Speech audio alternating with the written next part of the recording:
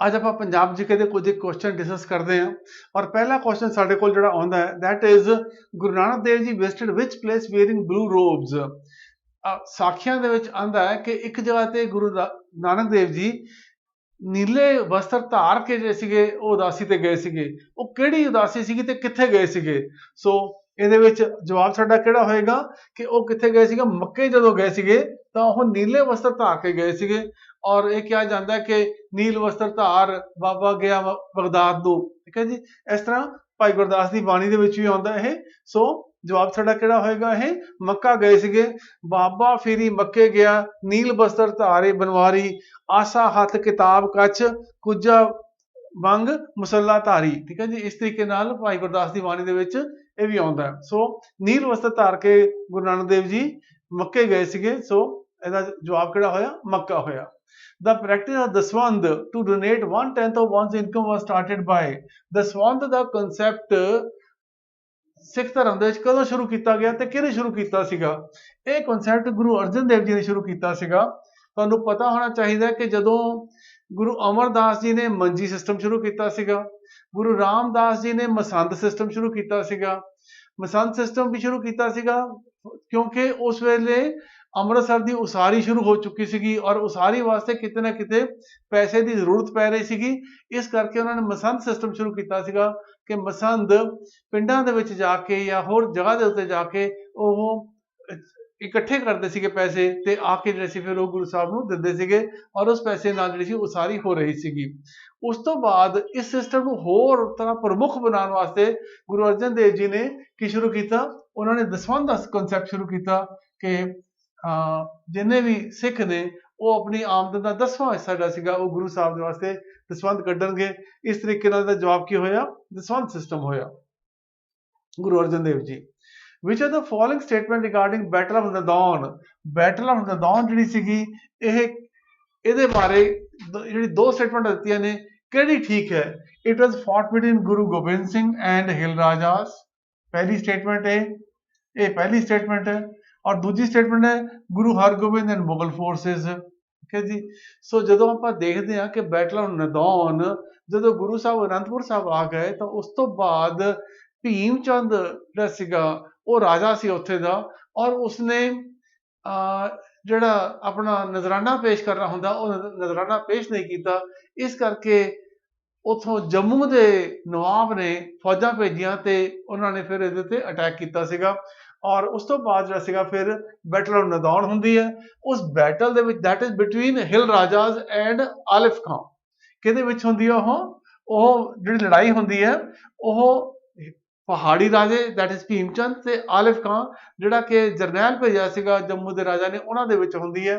So that means ਇਹ statement ਜਿਹੜੀ ਸੀਗੀ ਆਹ ਵਾਲੀ ਗਲਤ ਹੋਈ, ਇਹ ਠੀਕ ਨਾ ਹੋਈ ਤੇ ਇਹ ਹੋਈ ਗੁਰੂ ਗੋਬਿੰਦ ਸਿੰਘ ਦੇ ਟਾਈਮ ਤੇ ਸੀਗੀ ਤਾਂ ਆਹ ਵੀ ਗਲਤ ਹੋਈ।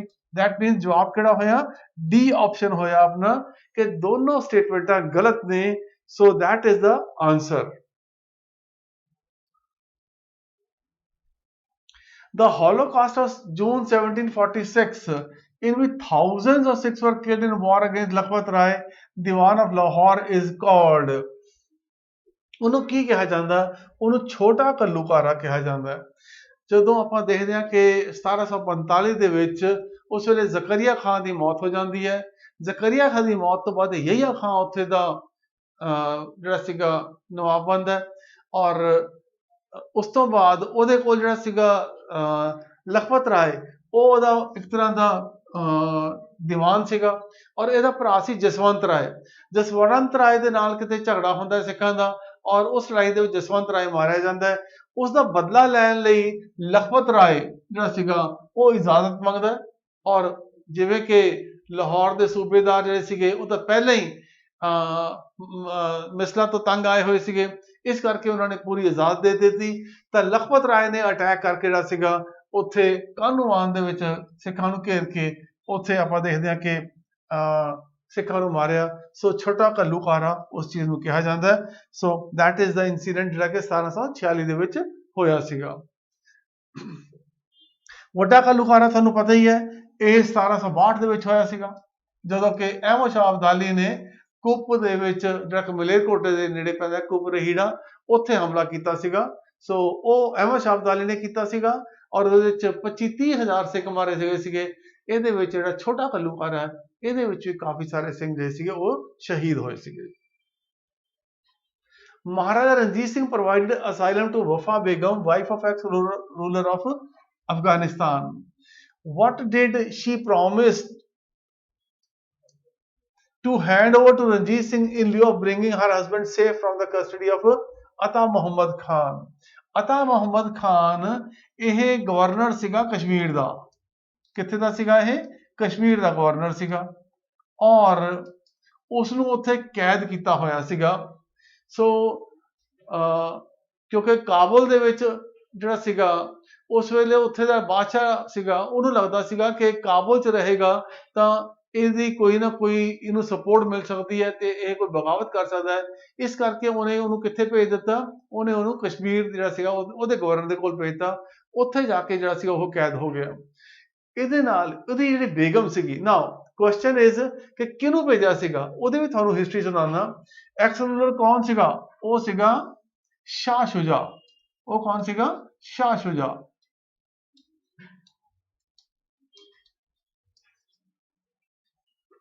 ਔਰ ਸ਼ਾਹ ਸ਼ੁਜਾ ਜਿਹੜਾ ਸੀਗਾ ਉਹ ਹੁਣ ਕਿੱਥੇ ਕੈਦ ਆ? ਉਹ ਕਸ਼ਮੀਰ 'ਚ ਕੈਦ ਸੀਗਾ। ਉਹਦੀ ਵੋਟੀ ਦਾ ਕੀ ਨਾਮ ਸੀਗਾ? ਉਹਦੀ ਵੋਟੀ ਦਾ ਨਾਮ ਸੀ ਵਫਾ ਬੇਗਮ। ਵਫਾ ਬੇਗਮ। ਸੋ ਵਫਾ ਬੇਗਮ ਜਿਹੜੀ ਸੀਗੀ ਇਹ ਕਾਬੁਲ ਤੋਂ ਭੱਜ ਕੇ ਇਹ ਕਿੱਥੇ ਆ ਜਾਂਦੀ ਹੈ? ਇਹ ਲਾਹੌਰ ਆ ਜਾਂਦੀ ਹੈ ਤੇ ਲਾਹੌਰ ਆ ਕੇ ਉਹ ਰਣਜੀਤ ਸਿੰਘ ਨੂੰ ਆਪਾਂ ਸ਼ਰਨਾਰਥੀ ਬਣਾ ਕੇ ਉਹਨੂੰ ਜਗ੍ਹਾ ਦਿੰਦਾ ਰਹਿਣ ਵਾਸਤੇ। ਇਹਦੇ ਨਾਲ ਤੁਹਾਨੂੰ ਇਹ ਵੀ ਪਤਾ ਹੋਣਾ ਚਾਹੀਦਾ ਵਫਾ ਬੇਗਮ ਦੇ ਨਾਲ ਜਿਹੜਾ ਸੀਗਾ ਉੱਥੇ ਦਾ ਉਸ ਤੋਂ ਪਹਿਲਾਂ ਸ਼ਾਹ ਸ਼ੁਜਾ ਤੋਂ ਪਹਿਲਾਂ ਵੀ ਜਿਹੜਾ ਸੀਗਾ ਬਾਦਸ਼ਾਹ ਸੀਗਾ ਉਹ ਵੀ ਆਉਂਦਾ ਹੈ। ਠੀਕ ਹੈ ਜੀ। ਉਹਦਾ ਕੀ ਨਾਮ ਸੀਗਾ? ਜ਼ਮਨ ਸ਼ਾਹ। ਉਹਦਾ ਕੀ ਨਾਮ ਸੀਗਾ? ਜ਼ਮਨ ਸ਼ਾਹ। ਸੋ ਜ਼ਮਨ ਸ਼ਾਹ 1797 ਤੱਕ ਜ਼ਮਨ ਸ਼ਾਹ ਕਾਬੁਲ ਦੇ ਉੱਤੇ ਕਾਬਜ਼ ਸੀਗਾ। ਥੋੜੀ ਜਿਹੀ ਹਿਸਟਰੀ ਹੋਰ ਆਪਾਂ ਦੇਖ ਲਈਏ, ਖੰਗੋਲ ਲਈਏ। ਇਹ ਤਾਂ ਤੁਹਾਨੂੰ ਪਤਾ ਹੈ ਕਿ ਅਹਿਮਦ ਸ਼ਾਹ ਅਬਦਾਲੀ ਅਫਗਾਨਿਸਤਾਨ ਦਾ ਬਾਦਸ਼ਾਹ ਸੀ, ਉਹਨੂੰ ਫਾਦਰ ਆਫ ਅਫਗਾਨਿਸਤਾਨ ਵੀ ਕਿਹਾ ਜਾਂਦਾ ਹੈ। ਔਰ 1770-71 ਦੇ ਵਿੱਚ ਜਿਹੜਾ ਸੀਗਾ ਜਦੋਂ ਅਹਿਮਦ ਸ਼ਾਹ ਅਬਦਾਲੀ ਡੈਥ ਹੁੰਦੀ ਹੈ, ਉਸ ਤੋਂ ਬਾਅਦ ਉਹਦਾ ਪੁੱਤਰ ਤੈਮੂਰ ਸ਼ਾਹ ਉਹ ਅਫਗਾਨਿਸਤਾਨ ਦਾ ਬਾਦਸ਼ਾਹ ਬਣਦਾ ਹੈ। ਤੈਮੂਰ ਸ਼ਾਹ ਦੀ ਮੌਤ 1792-93 ਦੇ ਵਿੱਚ ਉਹਦੀ ਮੌਤ ਹੋ ਜਾਂਦੀ ਹੈ। ਔਰ ਤੈਮੂਰ ਸ਼ਾਹ ਦੇ ਕਈ ਵਿਆਹ ਕਰਾਏ ਹੋਏ ਸੀਗੇ, ਕੋਈ 24 ਪੁੱਤਰ ਸੀਗੇ। 24 ਪੁੱਤਰਾਂ ਦੇ ਵਿੱਚੋਂ ਫਿਰ ਆਪਸ 'ਚ ਜੰਗ ਹੁੰਦੀ ਹੈ। ਜ਼ਮਨ ਸ਼ਾਹ ਪਹਿਲਾਂ ਉੱਥੇ ਦਾ ਬਾਦਸ਼ਾਹ ਬਣਦਾ ਹੈ ਔਰ 1792 ਤੋਂ ਲੈ ਕੇ 1797 ਤੱਕ ਜਿਹੜਾ ਸੀਗਾ ਜ਼ਮਨ ਸ਼ਾਹ ਅਫਗਾਨਿਸਤਾਨ ਦਾ ਬਾਦਸ਼ਾਹ ਰਹਿੰਦਾ ਹੈ। ਔਰ ਬਾਕੀ ਪੁੱਤਰ ਜਿਹੜੇ ਸੀਗੇ ਉਹਦੇ ਹੋਰ ਜਿਹਨਾਂ 'ਚ ਆਪਾਂ ਦੇਖਦੇ ਕਿ ਸ਼ਾਹ ਸ਼ੁਜਾ ਹੋ ਗਿਆ ਜਾਂ ਮੁਹੰਮਦ ਹੋ ਗਿਆ, ਇਹ ਆਪਸ 'ਚ ਲੜਾਈਆਂ ਇਹਨਾਂ ਦੀਆਂ ਹੁੰਦੀਆਂ ਰਹਿੰਦੀਆਂ ਨੇ। ਸੋ ਪਹਿਲਾਂ ਜ਼ਮਨ ਸ਼ਾਹ ਬਣ ਜਾਂਦਾ ਹੈ ਔਰ ਜ਼ਮਨ ਸ਼ਾਹ ਤੋਂ ਬਾਅਦ ਜਿਹੜਾ ਸੀਗਾ ਉੱਥੇ ਦਾ ਰਾਜਪਾਟ ਉਹ ਜਿਹੜਾ ਸੀਗਾ ਸ਼ਾਹ ਸ਼ੁਜਾ ਕੋਲ ਆਉਂਦਾ ਹੈ।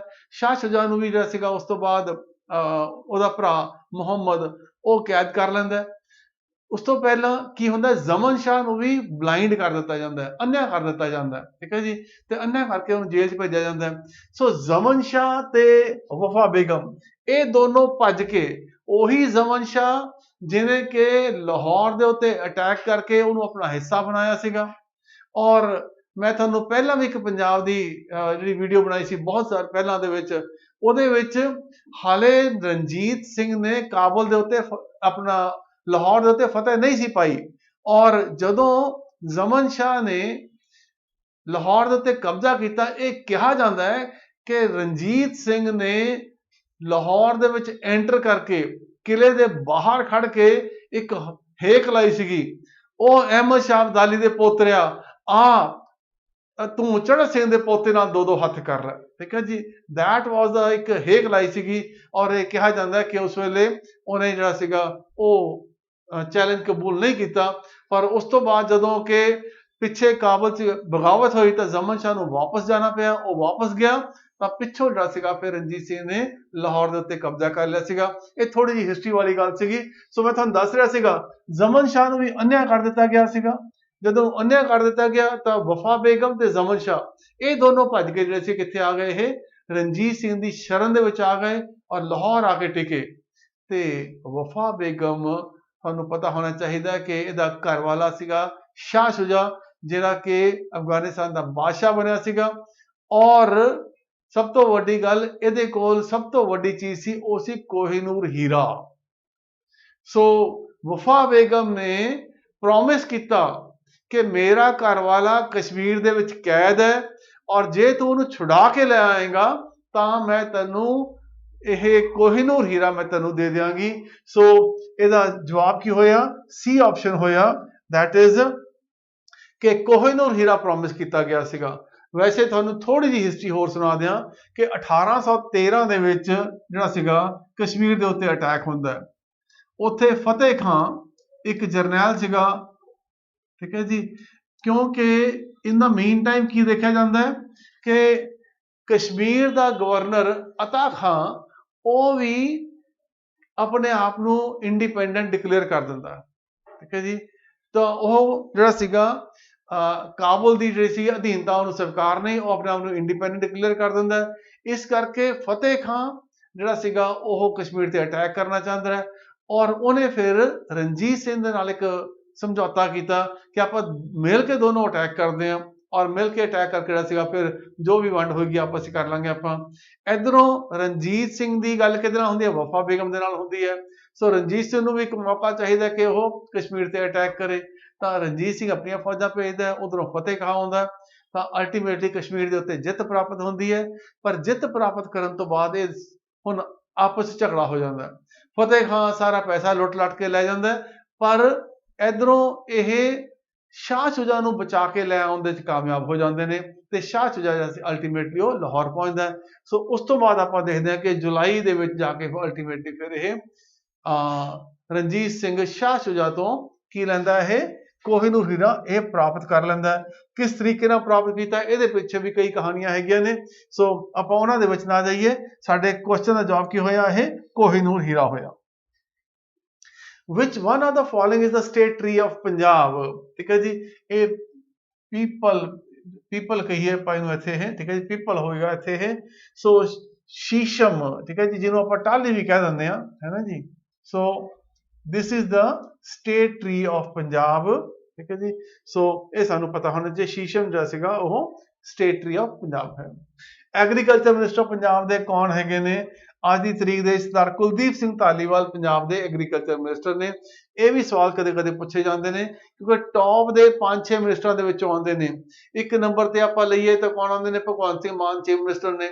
2 ਨੰਬਰ ਤੇ ਕੌਣ ਆਉਂਦੇ ਨੇ? ਆਪਾਂ ਦੇਖਦੇ ਹਾਂ ਕਿ 2 ਨੰਬਰ ਦੇ ਉੱਤੇ ਹਰਪਾਲ ਸਿੰਘ ਚੀਮਾ ਫਾਈਨੈਂਸ ਮਿਨਿਸਟਰ ਨੇ। 3 ਨੰਬਰ ਤੇ ਕੌਣ ਆਉਂਦੇ ਨੇ? ਉੱਥੇ ਅਮਨ ਅਰੋੜਾ ਆ ਜਾਂਦੇ ਨੇ। ਸੋ ਇਹ 3-4 ਮਿਨਿਸਟਰ ਜਿਹੜੇ ਸੀਗੇ ਦੇ ਆਰ ਇੰਪੋਰਟੈਂਟ ਮਿਨਿਸਟਰ, ਤਾਂ ਸਾਨੂੰ ਇਹ ਪਤਾ ਹੋਣਾ ਚਾਹੀਦਾ ਹੈ। ਸੋ ਕੁਲਦੀਪ ਸਿੰਘ ਧਾਲੀਵਾਲ ਇਹ ਜਿਹੜੇ ਸੀਗੇ ਪੰਜਾਬ ਦੇ ਐਗਰੀਕਲਚਰ ਮਿਨਿਸਟਰ ਨੇ। ਹੁਣ ਕੁਐਸਚਨ ਕੀ ਹੈ? Following practices incidences took place in the history of Punjab.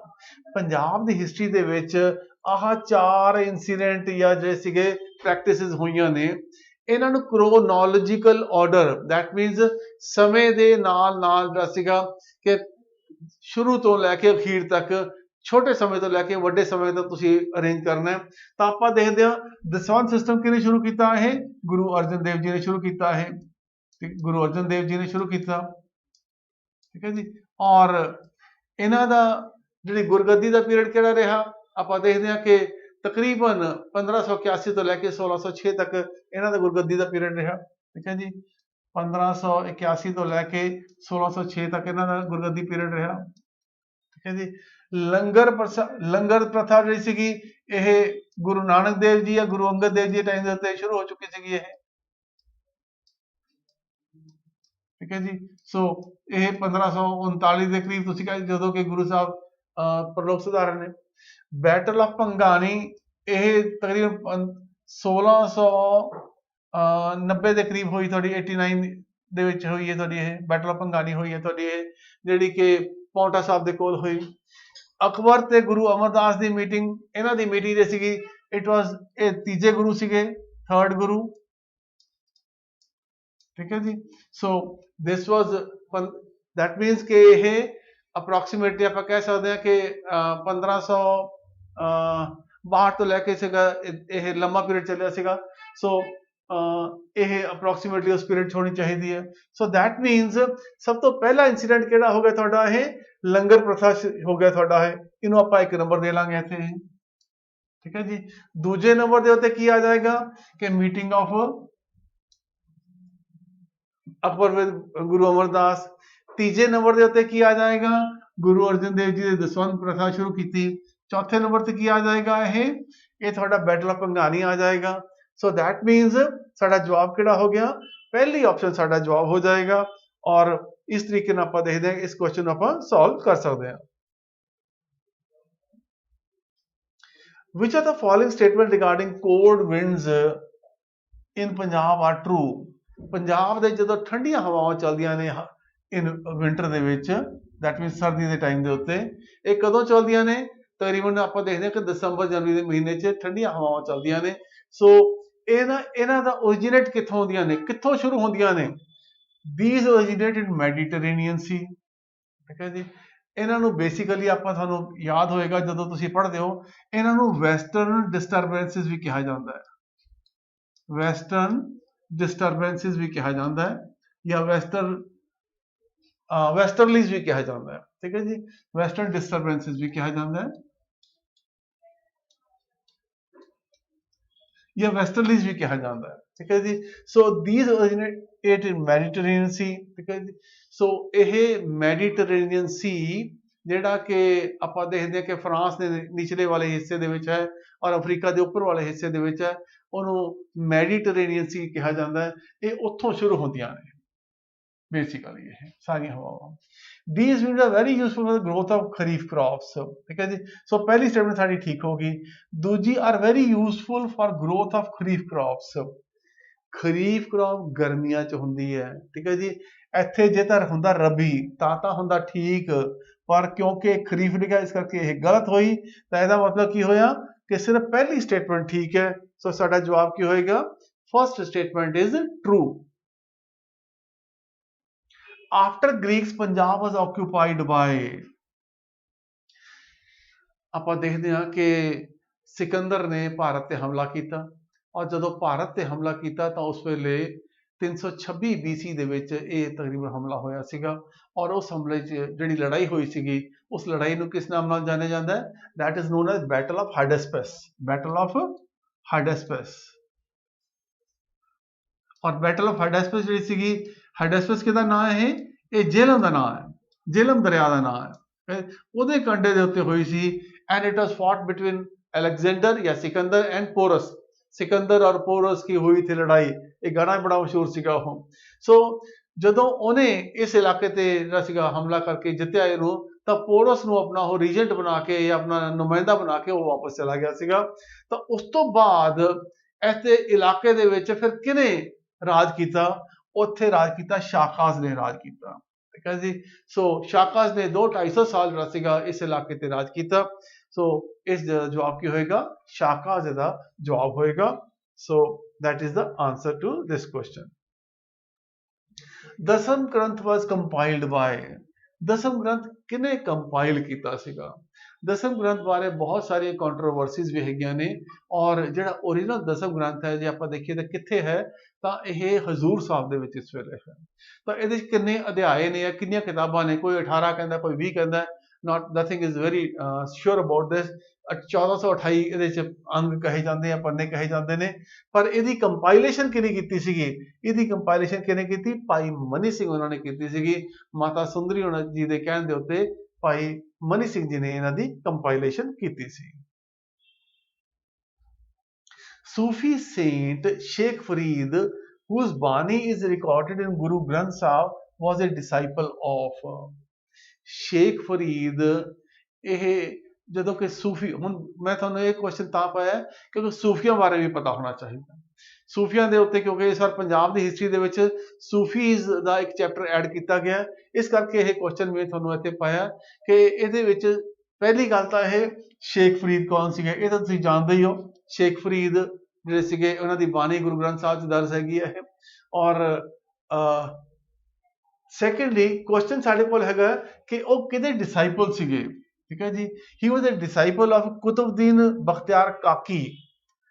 ਇਹ सिलसिला किहड़ा है? सिलसिला मतलब कि यह ऑर्डर किहड़ा है या किहड़ी यह तुहाडी पीढ़ी चली आउंदी है, इसनूं चिश्ती ऑर्डर कहा जाता है। की कहा जाता है इहनूं? इहनूं चिश्ती ऑर्डर कहा जाता है। ठीक है जी। दैट इज मोइनुल रुद्दीन की चिश्ती, जिहदा कि अजमेर दे विच दरगाह है। इन्हां दी दरगाह कित्थे है? अजमेर दे विच इन्हां दी दरगाह है। ठीक है जी। सो ਇਹਦੇ ਬਾਰੇ ਵੀ ਕਾਫੀ ਕੰਟਰੋਵਰਸੀ ਨੇ, ਬਹੁਤ ਮੰਨਤ ਬਹੁਤ ਹੈ ਅਜਮੇਰ ਦੇ ਵਿੱਚ ਚਿਸ਼ਤੀ ਦਰਗਾਹ ਦੀ। ਪਰ ਇਹ ਵੀ ਕਿਹਾ ਜਾਂਦਾ ਹੈ ਕਿ ਵੀ ਪ੍ਰਿਥਵੀਰਾਜ ਚੌਹਾਨ ਤੇ ਗੌਰੀ ਦੀ ਜਦੋਂ ਲੜਾਈ ਹੋਈ ਸੀਗੀ, ਤਾਂ ਗੌਰੀ ਨੂੰ ਇੱਕ ਨਿਉਤੇ ਦੇਣ ਵਾਸਤੇ ਕਿ ਵੀ ਤੂੰ ਇੱਥੇ ਅਟੈਕ ਕਰ, ਤਾਂ ਮੋਇਨੂਦੀਨ ਚਿਸ਼ਤੀ ਦਾ ਇੱਕ ਤਰ੍ਹਾਂ ਕਿਤੇ ਉਹਦੇ 'ਚ ਕਿਹਾ ਜਾਂਦਾ ਹੈ it was a role played by him also. But ਸਭ ਤੋਂ ਵੱਡੀ ਗੱਲ ਹੈ ਕਿ ਚਿਸ਼ਤੀ ਬਹੁਤ ਹੀ ਪ੍ਰੋਮੀਨੈਂਟ ਸੂਫੀ ਆਰਡਰ ਹੋਇਆ। ਤੇ ਕੁਤਬੁੱਦੀਨ ਬਖਤਿਆਰ ਕਾਕੀ ਇਹ ਦਿੱਲੀ ਦੇ ਵਿੱਚ ਆ ਕੇ ਸੈਟਲ ਹੋਏ ਸੀਗੇ, ਔਰ ਦਿੱਲੀ ਦੇ ਵਿੱਚ ਸੀਗਾ ਆਪਾਂ ਦੇਖਦੇ ਹਾਂ ਕੁਤਬ ਮੀਨਾਰ ਦੇ ਨਾਲ ਉਹਨਾਂ ਦੀ ਉੱਥੇ ਮਸਜਿਦ ਬਣਾਈ ਗਈ ਸੀਗੀ। ਤਾਂ ਉਹਨਾਂ ਦੇ ਹੀ ਡਿਸਾਈਪਲ ਸੀਗੇ, ਦੈਟ ਇਜ਼ ਸ਼ੇਖ ਫਰੀਦ, ਔਰ ਦੈਟ ਮੀਨਸ ਸਾਡਾ ਜਵਾਬ ਕੀ ਹੋਇਆ? ਕੁਤਬੁੱਦੀਨ ਬਖਤਿਆਰ ਕਾਕੀ ਵਾਜ਼ ਅ disciple, Sheikh Farid was disciple of ਕੁਤਬੁੱਦੀਨ Bakhtiar ਕਾਕੀ। ਸੋ ਨਿਜ਼ਾਮੁਦੀਨ ਔਲੀਆ ਇਹ ਸ਼ੇਖ ਫਰੀਦ ਦੇ ਸ਼ਾਗਿਰਦ ਸੀਗੇ। ਸੋ ਪਹਿਲੇ ਨੰਬਰ ਦੇ ਉੱਤੇ ਜਿਹੜੇ ਆਉਣਗੇ ਸੂਫੀ ਇਹ ਆ ਜਾਣਗੇ, ਦੂਜੇ ਨੰਬਰ ਦੇ ਉੱਤੇ ਇਹ ਆ ਜਾਣਗੇ, ਔਰ ਤੀਜੇ ਨੰਬਰ ਦੇ ਉੱਤੇ ਜਿਹੜੇ ਸੀਗੇ ਇਹ ਡਿਸਾਈਪਲ। ਬੁੱਲੇ ਸ਼ਾਹ ਤੁਹਾਡਾ ਸੀਗਾ, ਇਹ ਵੀ ਸੂਫੀ ਸੇਠ ਸੀਗਾ, ਪਰ ਇਹ ਤਾਂ ਬਹੁਤ ਬਾਅਦ ਦੇ ਵਿੱਚ ਹੋਇਆ। ਆਪਾਂ ਦੇਖਦੇ ਹਾਂ ਕਿ ਸਨ ਗੁਰੂ ਗੋਬਿੰਦ ਸਿੰਘ ਟਾਈਮ ਦੇ ਉੱਤੇ ਬੁੱਲੇ ਸ਼ਾਹ ਹੋਇਆ। On the globe Punjab is at, now ਇੱਥੇ ਸਾਨੂੰ ਪੁੱਛਿਆ ਕੀ ਗਿਆ ਕਿ ਇਹ ਲੌਂਗੀਚਿਊਡ ਤੇ ਲੈਟੀਚਿਊਡ ਪੰਜਾਬ ਦੇ ਕੀ ਹੈਗੇ ਨੇ। ਸੋ 29 30 32 32 73 75, ਇਹ that is should be the answer. ਇਹ ਸਾਨੂੰ ਰੱਟ ਕੇ ਯਾਦ ਹੋਣਾ ਚਾਹੀਦਾ ਕਿ 29 30 32 32 29 30 32 32 ਦੈਟ ਮੀਨਸ ਕਿ ਇਕੁਏਟਰ ਤੋਂ 29 ਡਿਗਰੀ ਉੱਪਰ ਇੱਥੋਂ ਸ਼ੁਰੂ ਹੋ ਜਾਂਦਾ ਤੁਹਾਡਾ ਇਹ, ਔਰ ਕਿੱਥੇ ਜਾਂਦਾ ਇਹ? 32 ਡਿਗਰੀ ਤੱਕ ਜਾਂਦਾ ਤੁਹਾਡਾ, 32 32 ਤੱਕ ਜਾਂਦਾ ਤੁਹਾਡਾ ਇਹ। ਔਰ ਇਧਰੋਂ ਕਿੱਥੋਂ ਸ਼ੁਰੂ ਹੋ ਜਾਂਦਾ ਤੁਹਾਡਾ ਇਹ? ਇਹ 73 ਤੋਂ ਸ਼ੁਰੂ ਹੋ ਜਾਂਦਾ ਹੈ। ਠੀਕ ਹੈ ਜੀ, ਐਂਡ ਇਟ ਗੋਜ਼ ਟੁਵਰਡਸ 76। ਠੀਕ ਹੈ ਜੀ। ਸੋ ਇਸ ਤਰੀਕੇ ਨਾਲ ਆਪਾਂ ਕਹਿ ਸਕਦੇ ਹਾਂ ਕਿ ਪੰਜਾਬ ਇਸ ਤਰ੍ਹਾਂ ਦੀ ਇਹਦੀ ਲੌਂਗੀਚਿਊਡ ਤੇ ਲੈਟੀਚਿਊਡ ਔਰ ਏਰੀਆ ਹੈ ਇਹਦਾ। So that should be the answer. In old Punjab sun temple, ਪੁਰਾਣੇ ਪੰਜਾਬ ਦੇ ਵਿੱਚ ਸਨ ਟੈਂਪਲ ਆਪਾਂ ਦੇਖਦੇ ਹਾਂ ਕਿ ਦੈਟ ਇਜ਼ ਪੁਰੀ ਦੇ ਵਿੱਚ। ਆਪਾਂ ਦੇਖਦੇ ਹਾਂ ਕਿ ਇਹ ਜਿਹੜਾ ਉੜੀਸਾ ਦੇ ਵਿੱਚ ਪੈਂਦਾ, ਉੱਥੇ ਸੂਰਜ ਮੰਦਿਰ ਹੈ, ਔਰ ਉੱਥੇ 7 ਘੋੜਿਆਂ ਵਾਲਾ ਜਿਹੜਾ ਇੱਕ ਰੱਥ ਹੈ, ਔਰ ਉਹਦੇ ਨਾਲ ਮੰਦਿਰ ਜਿਹੜਾ ਸੀ ਬਣਿਆ ਹੋਇਆ, ਰੱਥ ਸ਼ੇਪ ਮੰਦਿਰ ਬਣਿਆ ਹੋਇਆ। ਦੈਟ ਇਜ਼ ਉਹਨੂੰ ਬਹੁਤ ਹੀ ਪ੍ਰੋਮੀਨੈਂਟ ਆਰਕੀਟੈਕਚਰ ਦੇ ਵਿੱਚ ਉਹ ਮੰਦਿਰ ਬਣਿਆ ਹੋਇਆ। ਉਹਦੇ ਜਿਹੜੇ ਵੀਲਸ ਹੈਗੇ ਨੇ ਉਹ ਵੀ ਬਹੁਤ ਜਿਹੜੇ ਸੀਗੇ ਸੂਰਜ ਦੇਵਤਾ ਨੂੰ ਰਿਪਰੈਜ਼ੈਂਟ ਕਰਦੇ ਨੇ ਕਿਤੇ ਨਾ ਕਿਤੇ ਉਹ।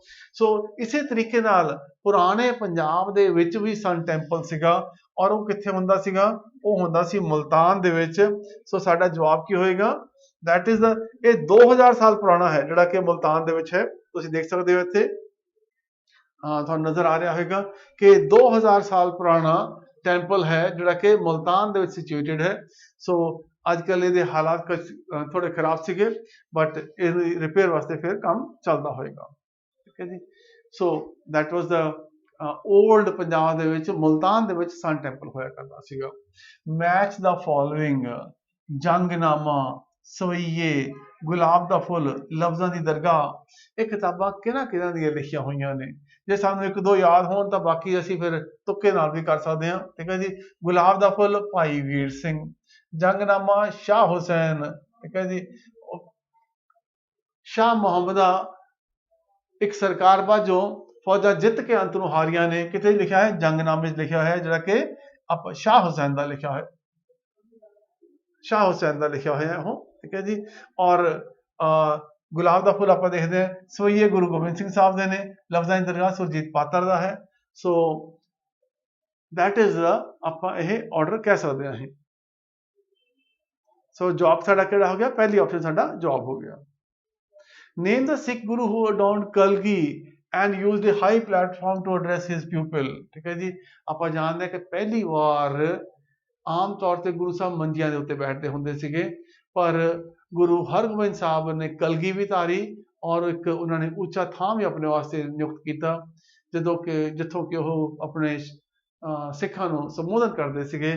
ਸੋ ਇਹਦਾ ਜਵਾਬ ਕੀ ਹੋਇਆ? ਗੁਰੂ ਹਰਗੋਬਿੰਦ ਜੀ। ਇਹ ਕੁਐਸਚਨ ਇਸ ਤਰੀਕੇ ਦਾ ਹੈ ਇਹ ਕਿ ਸੱਗੀ ਫੁੱਲ ਕੀ ਚੀਜ਼ ਹੈ। ਠੀਕ ਹੈ ਜੀ, ਇੱਥੇ ਅੱਗੇ ਪਿੱਛੇ ਹੋ ਗਿਆ। ਠੀਕ ਹੈ ਜੀ, ਸੱਗੀ ਫੁੱਲ ਕੀ ਚੀਜ਼ ਹੈ? ਇਹ ऑर्नामेंट है कि बुक है कि म्यूजिकल इंस्ट्रूमेंट है कि डांस है। ठीक है जी, सो जवाब देना असी ये कि सग्गी फुल की चीज है। ये डांस नहीं है, ये किताब भी नहीं है, ये म्यूजिकल इंस्ट्रूमेंट भी नहीं है। ये की है एक ऑर्नामेंट है जिहड़ा कि सिर दे उत्ते कुड़ियां बन के पाउंदियां ने ये। सो ਇਹਦੇ शेप भी मैं ਤੁਹਾਨੂੰ दिखा दिना कि इस तरीके नाल सिर दे उत्ते ਜਿਹੜਾ ਸੀਗਾ ਇਹਦੇ ਪਾਉਂਦੇ ਇਹਨੂੰ ਕੀ ਕਿਹਾ ਜਾਂਦਾ, ਇਹਨੂੰ ਸੱਗੀ ਫੁੱਲ ਕਿਹਾ ਜਾਂਦਾ। ਸੋ Sagi full is the ornament. It is not a book or neither a musical instrument. Which of the following about Pagdi Sambhal Jatta movement is true? ਕਿਹੜੀ ਸਟੇਟਮੈਂਟ ਇਹਨਾਂ ਦੋਨਾਂ ਦੇ ਵਿੱਚੋਂ ਪਗੜੀ ਸੰਭਾਲ ਜੱਟਾ ਮੂਵਮੈਂਟ ਬਾਰੇ ਠੀਕ ਹੈ ਜਾਂ ਦੋਨੋਂ ਠੀਕ ਹੈ ਕਿ ਇੱਕ ਠੀਕ ਹੈ ਕਿ ਦੂਜੀ ਠੀਕ ਹੈ ਕਿ ਪਹਿਲੀ ਗਲਤ ਹੈ ਤੇ ਦੂਜੀ ਠੀਕ ਹੈ ਜਾਂ ਦੋਨੋਂ ਗਲਤ ਨੇ। It was lead ਬਾय Bhagat Singh. ਠੀਕ ਹੈ ਜੀ, ਸੋ ਭਗਤ ਸਿੰਘ ਆਪਾਂ ਦੇਖਦੇ ਹਾਂ ਕਿ 1731 ਜਨਮ ਹੁੰਦਾ ਹੈ ਤੇ 23 ਸਾਲ ਦੀ ਉਮਰ ਦੇ ਵਿੱਚ ਉਹਨੂੰ ਫਾਂਸੀ ਚੜਾਇਆ ਜਾਂਦਾ ਹੈ। ਇਹ ਮੂਵਮੈਂਟ 1906 ਦੇ ਵਿੱਚ ਹੁੰਦੀ ਹੈ, 1931 ਦੇ ਵਿੱਚ ਉਹਨੂੰ ਫਾਂਸੀ ਹੁੰਦੀ ਹੈ ਔਰ 23 ਸਾਲ ਦੀ ਉਮਰ 'ਚ ਫਾਂਸੀ ਹੋ ਜਾਂਦੀ ਹੈ। ਤਾਂ 23 ਸਾਲ ਦੇ ਦੈਟ ਮੀਨਸ 1908 ਹੋਇਆ ਤੇ ਇਹ ਮੂਵਮੈਂਟ 1906 ਦੇ ਵਿੱਚ ਚੱਲੀ ਸੀਗੀ। ਸੋ ਦੈਟ ਮੀਨਸ ਇਹ ਵਾਲੀ ਸਟੇਟਮੈਂਟ ਗਲਤ ਹੋਈ ਆਪਣੀ। ਇਹ ਸਟੇਟਮੈਂਟ ਠੀਕ ਨਹੀਂ ਹੋ ਸਕਦੀ। ਪਗੜੀ ਸੰਭਾਲ ਜੱਟਾ ਵਾਸ ਕੰਪੋਜ਼ ਬਾय ਸ਼੍ਰੀ ਬਾਂਕੇ ਦਿਆਲ, ਇਹ ਠੀਕ ਹੈ। ਸੋ ਇਹਦਾ ਮਤਲਬ ਕੀ ਹੋਇਆ ਕਿ B option is the right option. ਇਹ ਆਪਸ਼ਨ ਸਾਡੀ ਠੀਕ ਹੋ ਗਈ। ਪੰਜਾਬ ਪ੍ਰੋਡਿਊਸਿਸ, ਇਹਨਾਂ ਦੇ ਵਿੱਚੋਂ ਕਿਹੜੀ ਸਟੇਟਮੈਂਟ ਠੀਕ ਹੈ? Punjab ਪ੍ਰੋਡਿਊਸਿਸ 2% of world cotton, 2% of wheat and 1% of rice. ਸੋ ਇਹ ਵਾਲੀ ਸਟੇਟਮੈਂਟ ਸਾਡੀ ਠੀਕ ਹੈ। approximately these are approximate figures, not exact figures, approximate figures ਹੈਗੀਆਂ ਨੇ। match the following sites. tomb of Sheikh Ahmed, ਠੀਕ ਹੈ ਜੀ, ਇਹ ਸੂਫੀ ਸੰਤ ਹੋਏ ਨੇ ਨਕਸ਼ਬੰਦੀ ਆਰਡਰ ਦੇ ਸ਼ੇਖ ਅਹਿਮਦ। ਠੀਕ ਹੈ ਜੀ, ਇਹਨਾਂ ਦਾ ਮਕਬਰਾ ਕਿੱਥੇ ਹੈ? ਬਾਰਾਦਰੀ ਗਾਰਡਨ, ਇਹ ਤਾਂ ਸਾਨੂੰ ਪਤਾ ਹੋਣਾ ਚਾਹੀਦਾ, ਪਟਿਆਲੇ 'ਚ ਬਾਰਾਦਰੀ ਗਾਰਡਨ ਹੈ। ਸਿਸਵਾਂ ਡੈਮ ਕਿੱਥੇ ਪੈਂਦਾ ਹੈ? ਇਹ ਮੋਹਾਲੀ ਦੇ ਵਿੱਚ ਹੈ। ਛੋਟਾ ਜਿਹਾ ਡੈਮ ਹੈ ਵੈਸੇ ਤਾਂ ਇਹ ਸਿਸਵਾ ਨਦੀ ਦੇ ਉੱਤੇ, ਬਰਸਾਤੀ ਪਾਣੀ ਜ਼ਿਆਦਾ ਉੱਥੇ ਆਉਂਦਾ ਹੈ। ਕਾਂਜਲੀ ਇਹ ਕਪੂਰਥਲੇ 'ਚ ਪੈ ਜਾਂਦੀ ਹੈ। ਤੇ ਸ਼ੇਖ ਸਰਹੱਦੀ, ਸ਼ੇਖ ਅਹਿਮਦ ਸਰਹੰਦੀ, ਠੀਕ ਹੈ ਜੀ, ਇਹਨਾਂ ਦਾ ਟੂਮ ਕਿੱਥੇ ਹੈ? ਜਿੱਥੇ ਫਤਿਹਗੜ੍ਹ ਸਾਹਿਬ ਗੁਰਦੁਆਰਾ ਹੈ। ਫਤਿਹਗੜ੍ਹ ਸਾਹਿਬ ਗੁਰਦੁਆਰਾ ਤੋਂ ਨਾਲ ਹੀ ਆਪਾਂ ਲਾਈਨਾਂ ਟੱਪਦੇ ਹਾਂ ਜਦੋਂ ਉੱਥੋਂ, ਤਾਂ ਉੱਥੇ ਕੀ ਆ ਜਾਂਦਾ, ਇਹ ਟੂਮ ਆਫ ਸ਼ੇਖ ਅਹਿਮਦ ਸਰਹੰਦੀ ਆ ਜਾਂਦਾ। ਉਹ ਇਹ ਬਹੁਤ ਮਸ਼ਹੂਰ ਨਕਸ਼ਬੰਦੀ ਆਰਡਰ ਦੇ ਸੂਫੀ ਸੰਤ ਸੀਗੇ, ਬਹੁਤ ਇਹਨਾਂ ਦੀ ਖਿਆਤੀ ਹੁੰਦੀ ਸੀਗੀ। ਔਰ ਇਹ ਜਗ੍ਹਾ ਇਹ ਵੀ ਕਹੀ ਮੁਸਲਮਾਨਾਂ ਵਾਸਤੇ ਮੱਕੇ ਤੋਂ ਬਾਅਦ ਸਭ ਤੋਂ ਇੰਪੋਰਟੈਂਟ ਜਗ੍ਹਾ ਇਹ ਮੰਨੀ ਜਾਂਦੀ ਹੈ। ਬਹੁਤ ਦੁਨੀਆ ਤੋਂ ਲੋਕੀ ਇੱਥੇ ਜਿਹੜੇ ਸੀ ਮੁਸਲਮਾਨ ਇੱਥੇ ਮੱਥਾ ਟੇਕਣ ਆਉਂਦੇ ਨੇ। So that means A option is the right answer. ਸੋ ਤੁਸੀਂ ਇਹ ਵੀਡੀਓ ਦੇਖੀ, ਉਮੀਦ ਹੈ ਕਿ ਤੁਹਾਨੂੰ ਵੀ ਫਾਇਦਾ ਹੋਇਆ ਹੋਵੇਗਾ ਕਿਉਂਕਿ ਨਵੇਂ ਕੁਐਸਚਨ ਅਸੀਂ ਐਡ ਕਰਨ ਦੀ ਕੋਸ਼ਿਸ਼ ਕੀਤੀ ਹੈ ਇਹਦੇ ਵਿੱਚ ਤਾਂ ਕਿ ਤੁਹਾਨੂੰ ਨਵੀਆਂ ਚੀਜ਼ਾਂ ਦਾ ਵੀ ਪਤਾ ਲੱਗੇ। Thank you. हेलो एवरीवन, कैसे आप सब? चलिए हम अपना 42nd जो मॉक टेस्ट है उसके क्वेश्चंस को देखेंगे कि इनके क्या क्वेश्चंस रहे हैं, क्या प्रोस्पेक्ट रहा है इनका। ठीक है, बाद में स्कोर टैली कीजिएगा कितना स्कोर बन रहा है इनका। चलिए पहला क्वेश्चन देखते हैं कि क्या क्वेश्चन आपका। The nucleus of helium has, ठीक है, साइंस से क्वेश्चन पूछा गया है कि एक जो आपका हीलियम होता है उसके न्यूक्लियस में आपको क्या क्या मिलेगा। ठीक है, तो आंसर क्या हो जाएगा इसका? 2 प्रोटॉन होते हैं, 2 आपके क्या होते हैं? न्यूट्रॉन। 2He4 लिखते हैं ना इस तरीके से हम लोग इसको। ठीक है, 2He4। ठीक है, तो 2 न्यूट्रॉन 2 प्रोटॉन का ये आपको क्या बता रहा है? कंसेप्ट बता रहा है। ठीक है, चलिए next. Ranjit Singh got famous Kohinoor diamond from, Ranjit Singh ji को जो कोहिनूर डायमंड है वो कहां से मिला था आपके पास से? ठीक है, तो it was from the Shah सूजा। ठीक है जी, ठीक है, चलिए next. The first female speaker of Lok Sabha is, statistical question है क्लास की, भारत की पहली महिला स्पीकर कौन है? तो आपके पास आंसर क्या हो जाएगा? मीरा कुमार। ठीक है, यहां पे एक नाम लिखा हुआ है सुचेता कृपलानी, ये भारत की पहली महिला मुख्यमंत्री थी किसी भी स्टेट की, तो आंसर क्या है? उत्तर प्रदेश। और सरोजिनी नायडू पहली किसी स्टेट की गवर्नर थी, वो भी उत्तर प्रदेश की थी। Which schedule of the Constitution of India contains special provision for the administration and control of scheduled areas and tribes in the several states? कि भारत के काफी सारे जो राज्य हैं वहां पे अनुसूचित क्षेत्र हैं, तो उनके एडमिनिस्ट्रेशन के बारे में संविधान के कौन से कॉन्स्टिट्यूशन के स्केड्यूल में लिखा गया है? तो 5th स्केड्यूल है। 6th schedule typically Assam, Meghalaya, Tripura, Mizoram की बात करता है, ठीक है, इसी कैटेगरी में। विच of the following longitude is the standard meridian of India? Bharat का जो स्टैंडर्ड लॉन्गिट्यूड मेरिडियन टाइम है वो कहां से आपके पास? 82 डिग्री 30 मिनट ईस्ट, और ये कहां से पास करता है? शंकरगढ़ फोर्ट, मिर्जापुर, ठीक है। शंकरगढ़ फोर्ट, जगह का नाम आपके पास क्या है? मिर्जापुर, ठीक है। 82 डिग्री, 5.5 घंटे आगे है ये लंदन से, ठीक है। Next, which is the largest gland in the human body? Bharat जो ह्यूमन के ग्रंथियों की बात की तो सबसे बड़ी ग्रंथि आपके पास कौन सी है? तो इट वाज लीवर, ठीक है। Who is the discoverer of penicillin? Penicillin की डिस्कवरी किसने की थी? आसान क्वेश्चन है क्लास, तो it was Alexander Fleming. What is absolute zero temperature? कि एब्सोल्यूट जीरो किसको बोलते हैं हम लोग, ठीक है। Theoretically the lowest possible temperature, और ये बहुत कम एक्वायर किया जाता है, ठीक है। सबसे कम टेम्परेचर जो हम लैब में बना सकते हैं that is absolute zero. A money bill is accepted in Lok Sabha and Rajya Sabha can be withhold it for maximum up to. अगर लोकसभा ने मनी बिल एक्सेप्ट कर लिया है, पास कर दिया है, तो राज्यसभा कब कितने समय तक बिल को अपने पास रख सकती है? मैक्सिमम। तो मैक्सिमम कितना होता है? 14 डेज के बाद उसको रिटर्न करना पड़ता है। Who succeeded Aurangzeb after his death in 1707? 1707 में मुगल बादशाह जब औरंगजेब की डेथ होती है तो उनके बाद उनकी गद्दी पर कौन आते हैं? तो आपके पास कौन आते हैं? बहादुर शाह वन। इन्हें शाह आलम प्रथम भी कहा जाता है क्लास, ठीक है। इन्होंने टाइटल अपने ऊपर क्या लिया था? शाह आलम प्रथम। और इतिहासकारों ने उनको एक नाम दिया था, शाह बेखबर, ठीक है, शाह बेखबर, ये टाइटल इनको दिया गया था। दीन दुनिया से पता परे थे, सिखों संधि कर ली थी, मराठाओं से संधि कर ली थी, तो इन्हें शाही बेखबर का टाइटल भी दिया गया था, ठीक है। चलिए next, who emerge victorious in the first Anglo Mysore war? पहला एंग्लो मैसूर वॉर जो 1766 से 69 तक चलता है, इसके विजेता कौन थे? तो हैदर अली थे, ठीक है। और ये वॉर खत्म हुआ था ट्रीटी ऑफ मद्रास पे, ये क्वेश्चन भी पूछा जाता है, ठीक है, कि फर्स्ट एंग्लो मराठा वॉर किस पे खत्म हुआ था? ट्रीटी ऑफ मद्रास, जिसके अंदर संधि ये तय हुई थी कि कल को अगर कोई हैदर अली पर अटैक करता है तो ब्रिटिशर्स हेल्प करेंगे, कोई ब्रिटिशर्स पे हेल्प अटैक करता है तो कौन हेल्प करेगा? आपका योर हैदर अली, ठीक है। But second Anglo Maratha war के टाइम पे जब मराठा ब्रिटिश आपके मैसूर पे अटैक करते हैं तो ब्रिटिशर्स हेल्प के लिए नहीं आते, जिसकी वजह से 4 लंबे एंग्लो मैसूर वॉर आपको देखने को मिलते हैं। Where is the Loktak lake situated? Loktak lake कहां पर है? तो इट्स इन मणिपुर। ये दुनिया का एकमात्र फ्लोटिंग नेशनल पार्क है, ठीक है, मणिपुर के अंदर जो आपका लोकतक लेक है, ठीक है। तो ये आपके सबसे एकमात्र फ्लोटिंग नेशनल पार्क है। Which among the following language is not there in the 8th schedule of the Constitution of India? Bharat के 8वें अनुसूची में इनमें से कौन सी भाषा का मेंशन या वर्णन नहीं है आपके पास? तो राजस्थानी नहीं है क्लास, ठीक है। डोगरी भी है, सिंधी भी है, मणिपुर भी है, राजस्थानी नहीं है। बट जब हम आपके पास एक अवार्ड होता है जिसका बड़ा फेमस अवार्ड है, साहित्य अकेडमी अवार्ड। साहित्य अकेडमी अवार्ड के अंदर भारत की जो भाषाएं हैं 22 भाषाओं में दर्जा जिनको प्राप्त है उसमें भी अवार्ड मिलते हैं, प्लस इंग्लिश और राजस्थानी में भी उसमें अवार्ड दिया जाता है, ठीक है, तो आपको याद रखना है। Next, which of the following is not a party of Godavari water dispute tribunal? इनमें से कौन सी स्टेट गोदावरी वाटर डिस्प्यूट के ट्रिब्यूनल में नहीं आती है? तो थोड़ा सा ध्यान लगाओगे तो पता लग जाएगा, मध्य प्रदेश नहीं है, महाराष्ट्र से तो निकलती ही है, ठीक है। लोअर ऑफ कर्नाटका में काफी सारी इसकी ट्रिब्यूटरीज हैं, आंध्र प्रदेश में ये खत्म होती है, ठीक है। ईस्ट गोदावरी डिस्ट्रिक्ट है आपके पास, तो मध्य प्रदेश का कोई लेना देना नहीं है।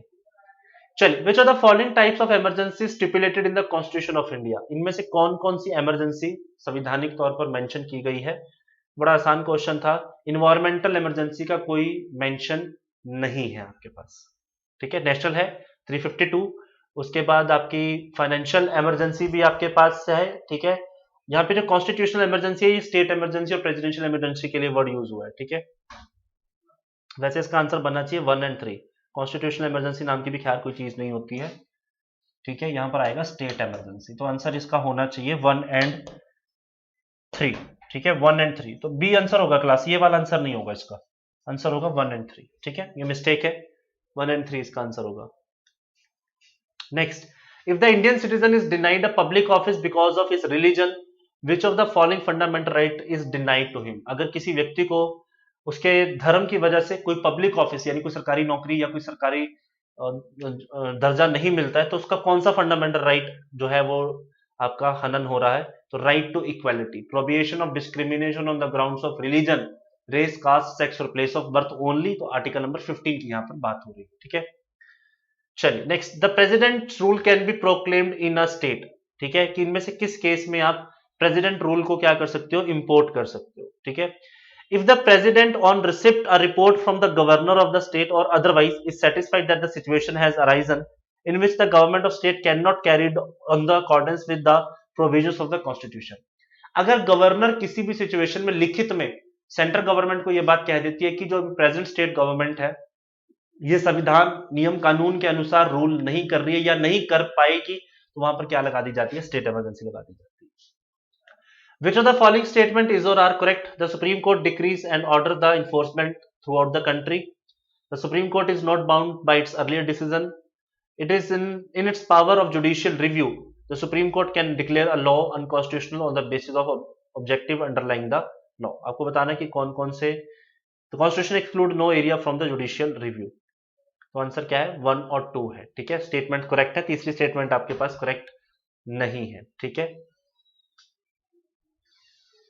The state election commission can be removed from office, किस तरीके से हो सकता है, in the same manner on the grounds as the जज ऑफ सुप्रीम कोर्ट, जिस मैनर पे आप सुप्रीम कोर्ट के जज को हटाते हो उसी ग्राउंड पे इलेक्शन कमीशन को भी हटाओगे, मिसबिहेवियर एंड इनकैपेसिटीज का ग्राउंड बनेगा। In which of the following state the Panchayati Raj was first introduce, तो it was in Rajasthan, Nagaur district था, 2 अक्टूबर 1959, महात्मा गांधी का जो जन्म दिवस है, क्योंकि पंचायती राज आर्टिकल 40 डीपीएसपी से आता है और वो गांधीयन प्रिंसिपल भी है। Divya Deshmukh who became the national women champion who plays which sport, तो ये आपके पास चेस से बिलोंग करती है Divya Deshmukh. The 11th edition of military exercise Ekuverin was held in between India and with other country, तो ये मालदीव के साथ हुई है। Which footballer has been named as the world best foot player for 2022 by IFFHS, तो Lionel Messi. What is the estimated GDP growth of India in 2022-23 as per NSO first advance estimate, तो 7% के आसपास GDP growth rate की बात हुई है। Okay, Kilauea volcano which has seen the news is located on which country, तो ये Hawaii islands के ऊपर है, one of the most active volcanoes और रिसेंटली ये इरप्ट हुआ था। Which Indian state launch the caste based census, तो ये बिहार ने किया है, बहुत कंट्रोवर्सी में रहा है 2022-21 के अंदर कि जो इस बार का सेंसस है वो कास्ट बेसिस पर होना चाहिए। What is the theme of the national science day of 2023, तो इसका क्या रहा है, global science for global wellbeing, ठीक है। चलिए नेक्स्ट क्वेश्चन देखते हैं। Joshimath which was recently seen in the news for its land subsidence is located in which state और यूटी, तो ये उत्तराखंड में है, जहां पे आपने देखा कि वहां दरारें पड़ गई हैं, नीचे का जो बेस है वो वीक हो चुका है। Doctor Shyama Prasad Mukherjee national institution of water and sanitation has inaugurated in which city, तो it was in the Calcutta, ठीक है। Which organisation release the global risk reports 2023, तो ये आपकी वर्ल्ड इकोनॉमिक फोरम इसको रिलीज करती है। तो this is all we have, तो अपने एक बार स्कोर टैली कीजिए कि आपके कितने स्कोर बन रहे हैं, कितने मार्क्स बन रहे हैं, बाकी सेक्शंस के लिए कंटिन्यू देखते रहिए। Till then take care of yourself class. Hello student, कैसे हैं आप लोग? उम्मीद करते हैं बहुत अच्छे होंगे। तो जैसे कि आपको पता है कि ज्ञानम हर हफ्ते आपके लिए एक मॉक टेस्ट लेके आता है, तो आज मैं आशीष फिर से आपके सामने हाजिर हुआ हूं और हम यहाँ पे चेक करेंगे आपके पास कंप्यूटर का जो मॉक टेस्ट है उसके बारे में। तो चलिए क्लास स्टार्ट करते हैं। सबसे पहले हम लोग यहाँ पे ये क्या क्या क्वेश्चन आपके पास यहाँ पे हैं, तो ये रहा आपके पास वेरी फर्स्ट क्वेश्चन। पहले क्वेश्चन की अगर बात करते हैं, which language is used in complex scientific calculation. देखिए साइंटिफिक कैलकुलेशन की बात करी है, आपके पास बेसिक, फोर्ट्रन, कोबोल या फिर पास्कल, इनमें से एक जो है आपके पास साइंटिफिक कैलकुलेशन के लिए हम लोग यहाँ पे यूज़ करते हैं। तो अगर मैं आंसर की बात करता हूँ, सबसे पहले आपके पास आंसर है फोर्ट्रन। अब फोर्ट्रन का जो फुल फॉर्म है वो क्या होता है, इसके नाम से आपको क्लियर हो जाएगा।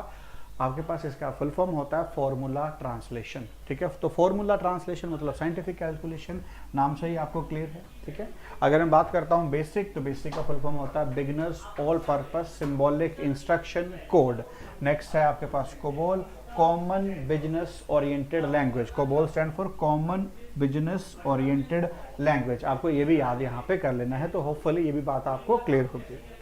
चलिए नेक्स्ट क्वेश्चन की बात करता हूँ। अगला क्वेश्चन देखते हैं। अगला क्वेश्चन क्या है, ऑपरेटिंग सिस्टम। सबसे पहले पूछा ऑपरेटिंग सिस्टम मतलब विंडोज की यहाँ पे बात करी गई है। Operating system belong to which of the following category in a software, ये कौन सी कैटेगरी के सॉफ्टवेयर से बिलोंग करता है, ऑटोमेशन, सिस्टम, एप्लीकेशन या फिर ई कॉमर्स से।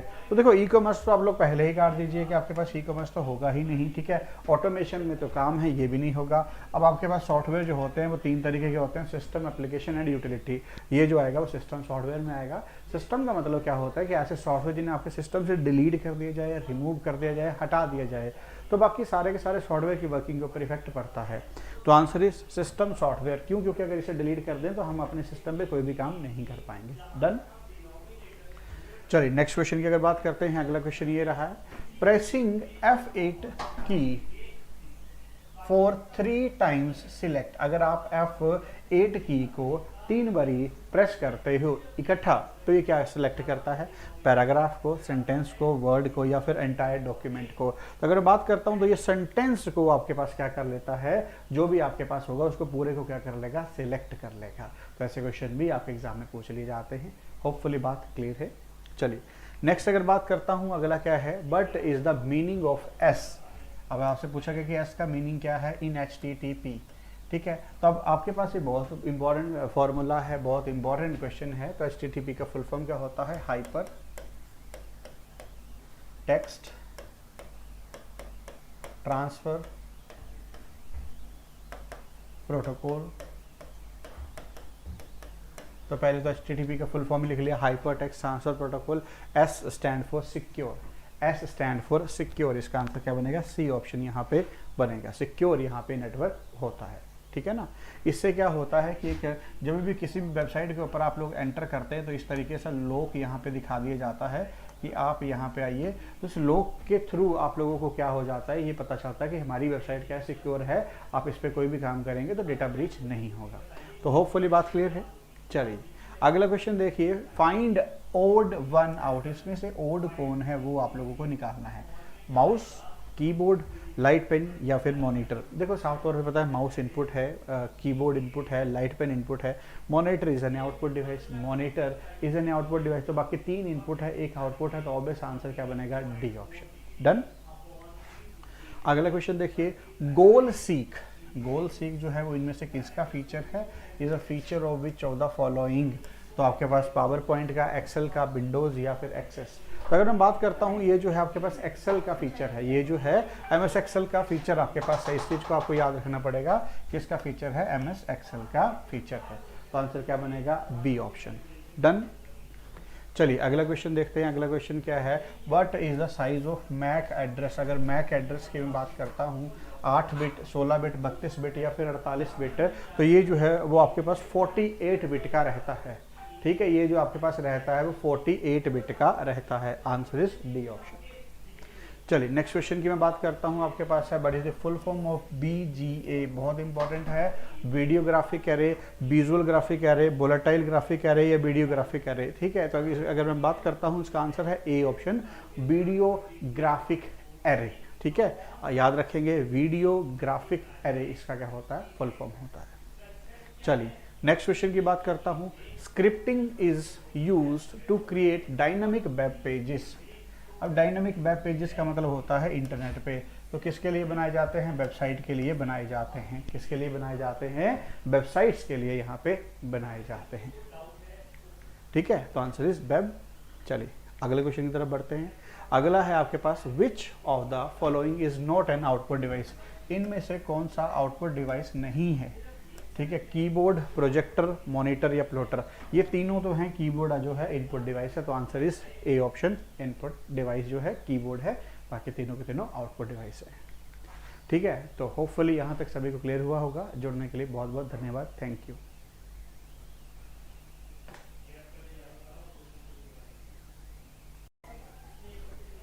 हेलो स्टूडेंट, कैसे हैं आप लोग? उम्मीद करते हैं बहुत अच्छे होंगे। तो जैसे कि आपको पता है कि ज्ञानम हर हफ्ते आपके लिए एक मॉक लेके आता है, तो मैं आशीष आज आपके साथ फिर से हाजिर हुआ हूँ रीजनिंग के मॉक लेके। चलिए स्टार्ट करते हैं। चलिए तो सबसे पहले क्वेश्चन देखते हैं। पहला क्वेश्चन जो है वो आपके पास पजल से है। इस क्वेश्चन में देखते हैं, एक फैमिली है जिसमें कि 3 मेन हैं आपके पास LMN, और आगे आपके पास क्या है 3 वुमेन है RST। ठीक है, आगे आपके पास क्या है आर्किटेक्ट है, लॉयर है, CA है, प्रोफेसर, डॉक्टर और इंजीनियर है। आगे आपके पास क्या सेम ऑर्डर में नहीं है। देयर आर 2 मैरिड कपल, आपके पास क्या है 2 मैरिड कपल हैं। और उसके आगे क्या है 2 अनमेरिड आपके पास पर्सन है। 2 क्या है अनमेरिड पर्सन है। आगे लिखा है N is not R husband, N जो है R का हस्बैंड नहीं है। तो N जो है कभी भी R का हस्बैंड आपके पास नहीं आएगा, तो ये तो कैंसिल पहले ही खत्म हो गया। आगे लिखा है the doctor is married to lawyer, doctor जो है वो किससे शादी करता है, लॉयर से। ठीक है, आपके पास यहाँ पे डॉक्टर ने शादी की है आप किससे, लॉयर से। आगे है R's grandfather is professor, R का ग्रैंडफादर मतलब यहाँ पे पापा आएंगे, यहाँ पे क्या आएंगे ग्रैंडफादर आएगा, वो कौन है प्रोफेसर। तो ये पॉजिटिव ही आएगा, ये आपके पास यहाँ पे पहले ही दिया गया है आर का। देन आगे आपके पास क्या है M is not L's son, M जो है L का सन नहीं है, M का बच्चा जो है वो कौन नहीं है, L नहीं है। और M जो है L का बच्चा नहीं, उल्टा बना दिया, M जो है L का बच्चा नहीं है, ये बोला है L का बच्चा जो है M नहीं है। और आपके पास यहाँ पे ना तो ये आर्किटेक्ट है ना ही आपके पास ये प्रोफेसर है, ये आपके पास खत्म किया गया है, ना तो ये आर्किटेक्ट है ना ही ये प्रोफेसर है। The lawyer is T's daughter in law, अगर टी की डॉटर इन लॉ है तो टी यहाँ पे आएगा, और टी की डॉटर इन लॉ नेगेटिव आएगा। ठीक है, और अगर टी की बात करूँ तो टी का जेंडर क्या था, फीमेल था, वो आपको पहले से ही मालूम था, उसके अकॉर्डिंगली यहाँ पे बात करते हैं the lawyer is T's daughter in law, ये बन गया। आगे है N is T's son, N जो है वो T का सन है, तो अगर T का सन है तो यहाँ पे आएगा पॉजिटिव निशान। ठीक है, देन आगे क्या है एंड इज इंजीनियर्स फादर, और ये क्या है इंजीनियर का फादर है, लीजिए ये भी आ गया। L is married to CA, L is married to CA, L ने CA से शादी की है, तो CA यहाँ पे आ जाएगा और L फिर यहाँ पे पॉजिटिव आ जाएगा। अब आपके पास था कि R का ग्रैंडफादर कौन है, प्रोफेसर, तो R का ग्रैंडफादर R यहाँ पे, प्रोफेसर यहाँ पे। ठीक है जी, अब आपके पास अगर मैं बात करता हूँ बंदे, एक पूरा हो गया, दूसरा हो गया, तीसरा हो गया, चौथा। अब अगर मैं बात करता हूँ फीमेल मेंबर की, तो फीमेल एक बचा है S और एक बचा है R जो कि फीमेल है, तो S यहाँ पे ही आएगा तभी फीमेल बनेगा। और अगर अब मैं बात कर रहा हूँ 1 2 3 आपके पास 4 5वां 6वां बंदा आपके पास कौन बचा हुआ है, यहाँ पे M, तो M ही है जो ये कि यहाँ पे आएगा जो कि मेल मेंबर है। सो आपने यहाँ पे बना लिया। ठीक है, और ये सारी कंडीशन सेटिस्फाइड भी कर रहा है। N की R के साथ शादी भी नहीं हुई है, M जो है ना तो प्रोफेसर है ना ही आर्किटेक्ट है, बिल्कुल सही है। अब एक ही बचा हुआ है R क्या है, जो यहाँ पे आर्किटेक्ट बचा हुआ है। लो जी, ये क्लास ये भी आपके पास कंप्लीट हो गया। अब आगे मैं यहाँ पे बात करता हूँ who among the following correct pair of married couple, तो मैरिड कपल के पेयर कौन है, TLNS ऑप्शन आपके पास यहाँ पे करेक्ट आंसर जो है बन रहा है। ये रहा नेक्स्ट क्वेश्चन। अनमैरिड पर्सन कौन कौन से हैं आपके पास, R और M अभी आपने देखा कि अनमैरिड पर्सन है, तो D ऑप्शन इसका आंसर बन जाएगा। नेक्स्ट देखते हैं आर्किटेक्ट तो सबसे आखिर में आया था, तो R आपको याद होना चाहिए। ठीक है, अगला क्वेश्चन देखते हैं, how T is related to M की T क्या लगती थी, तो M की T जो है वो ग्रैंड मदर लगती थी। ठीक है, इसका जेंडर नेगेटिव था। चलिए ये भी खत्म। अगले क्वेश्चन की तरफ मैं बात करता हूँ। अगला क्या है, ये आपके पास कोडिंग डिकोडिंग से लिया गया क्वेश्चन है। चेयर का कोड आपके पास क्या लिखा हुआ है, चेक करते हैं। चेयर CHAIR, चेयर का कोड है EGCHS, है ना, ये इसका कोड लिखा गया है। तो इसमें अगर मैं बात करता हूँ, यहाँ पे 3, यहाँ पे 8, यहाँ पे 1, यहाँ पे 9, यहाँ पे 18, और यहाँ पे 5, यहाँ पे 7, यहाँ पे 3, यहाँ पे 8, यहाँ पे 19। ठीक है, तो ऊपर से 3 से 5 पे +2 हुआ है, 8 से 7 पे आए -1 हुआ है, 1 से 3 +2 हुआ है, 9 से 8 आए -1 हुआ है, 18 से 19 आए +1 हुआ है। अगर मैं बात करता हूँ पहले क्या बना, 3 से 5 +2, 8 से 7 -1, 1 से 3 +2, 9 से 8 -1, 18 से 19 -1। ये लॉजिक में ना 2 + 2 -1 + 2 -1 फिर एंड में +1 हुआ है। तो अगला है प्रूव का, PROVE। अगर मैं देखता हूँ तो सबसे पहले +2 करना पड़ेगा, -1 करना पड़ेगा, +2 करना पड़ेगा, -1 करना पड़ेगा और एंड में +1 करना पड़ेगा। तो अगर मैं बात करता हूँ तो मैं यहाँ कटिंग अगर लगाऊँ तो P के बाद क्या आएगा आपके पास, 2 ऐड करके R ही आना, जबकि ये कैंसिल हो रहा है, ये भी आपके पास कैंसिल हो रहा है। अब यहाँ पे अगर मैं बात करता हूँ तो आखिर में एंड में +1 करना था, तो ये भी आंसर नहीं बनेगा। आंसर क्या बनेगा, नन ऑफ दिस, इसका कोई भी आंसर सही नहीं रहेगा। तो पूरा करने की बजाय हमने डायरेक्टली यहाँ से काट लिया। चलिए नेक्स्ट क्वेश्चन की बात करते हैं। अगला क्वेश्चन क्या है, which is the third number. अब क्या बोला है, third number two the left of the number which is exactly in the middle of the following sequence. अच्छा, मिडल का तीसरा लेफ्ट, तो मिडल निकाल लेते हैं। 1 2 3 4 5 6 7 8 9 10 11 12 13 14 15 16 17 18 19 20 21 22 23 24 25 26 27 27 है तो 13 एक तरफ छोड़ दो, 13 दूसरी तरफ छोड़ दो, तो आपके पास 1 2 3 4 5 6 7 8 9 10 11 12 13। ठीक है, फिर से देखिए 13 इस तरफ, ये मिडल लेटर आ गया 9, 13 एक तरफ छोड़ दिए, 13 एक दूसरी तरफ छोड़ दिए, तो इसके थर्ड लेफ्ट में अगर आएंगे तो आंसर क्या बनेगा, 4। बी ऑप्शन आंसर आ जाएगा। इसके थर्ड लेफ्ट में आएंगे, आंसर क्या बनेगा, 4। नेक्स्ट क्वेश्चन क्या है आपके पास, अगर मैं बात करता हूँ cubic metre, cubic centimetre, litre या फिर स्क्वायर मीटर। अब अगर मैं बात करता हूँ, देखो ये जो क्वेश्चन होता है ये ओड वन आउट का क्वेश्चन होता है। इस क्वेश्चन में क्या होता है वो भी देख लेते हैं। तो ये जो है सारे के सारे वॉल्यूम को, cubic metre, cubic centimetre, litre, square metre जो है एरिया के लिए होता है, तो ओड वन आउट यही निकला। ठीक है, does not like the group. Next question क्या है, अगला क्वेश्चन है आपके पास डायरेक्शन का। Lakshmi went 15 kilometre to the west. ठीक है, 15 किलोमीटर। देन आगे आपके पास क्या है, from my house, then turned left, left and walk 20 metre, left लिया 20 मीटर। ठीक है, then he turned east and walk 25 metre, लीजिए यहाँ से 25 चली गई। Finally turn to left and cover 20 metre, यहाँ पे 20 मीटर। ठीक है, आपके पास 20 हो गया। उसके बाद है how much far he are from his house. अब यहाँ से अगर आप लोग देखते हैं तो ये कितने जो है कम है, तो 10 आपके पास यहाँ पे कम है। यहाँ से लेके यहाँ तक का जो डिस्टेंस है 15 है, 15 है, 25 था तो 10 माइनस करके आपके पास 15 में से 25 माइनस करके 10 आपके पास आ जाएगा। चलिए नेक्स्ट क्वेश्चन की अगर मैं बात करता हूँ, अगला क्वेश्चन था ये। इस क्वेश्चन में बात करते हैं, अच्छा इसमें आंसर थोड़े गड़बड़ आ गए हैं, कोई बात नहीं। ये पिछले के आंसर मेरे को लगता है इन्होंने लिख दिए हैं गलती से, कोई दिक्कत नहीं, हम इसे सही कर लेते हैं। अगर मैं यहाँ पे सही करने की बात करता हूँ, चलिए इसे A B C कोई भी मान लीजिएगा। इसे 1 मान लो, इसे 2 मान लो, इसे 3 मान लो, इसे 4 मान लो। ठीक है, तो अब आपको यहाँ पे बताना है कि कौन से फिगर ये जो है वो इनमें से किस में फिट हो रही है। तो ये जो है आपके पास किस में फिट हो रही है, थर्ड ऑप्शन में, तो सी ऑप्शन यहाँ पे आंसर बन जाएगा।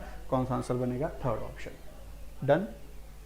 चलिए अगला क्वेश्चन है आपके पास ये। अब इसमें क्या है, नो बिल्डिंग, सिलोजिज्म का ये क्वेश्चन है। अगला क्या है, all white are orange, all white are orange.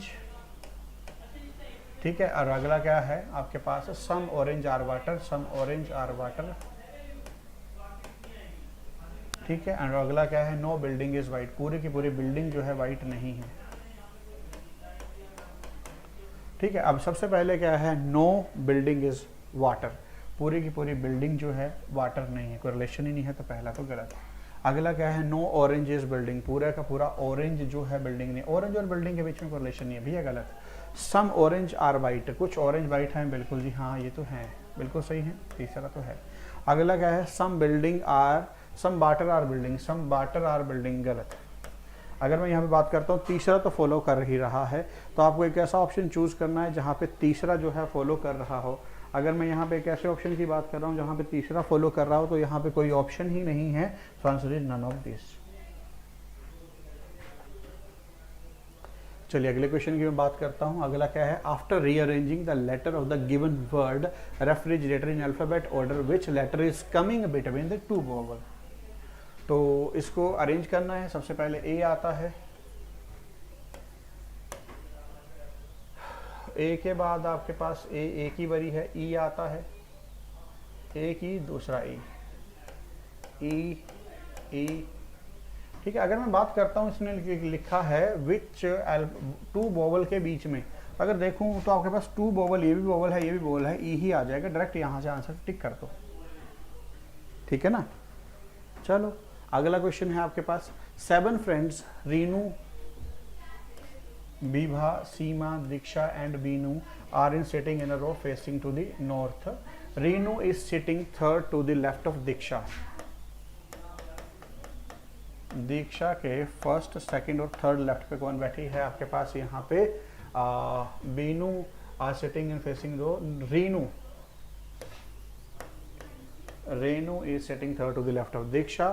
Seema is exactly bit, Seema जो है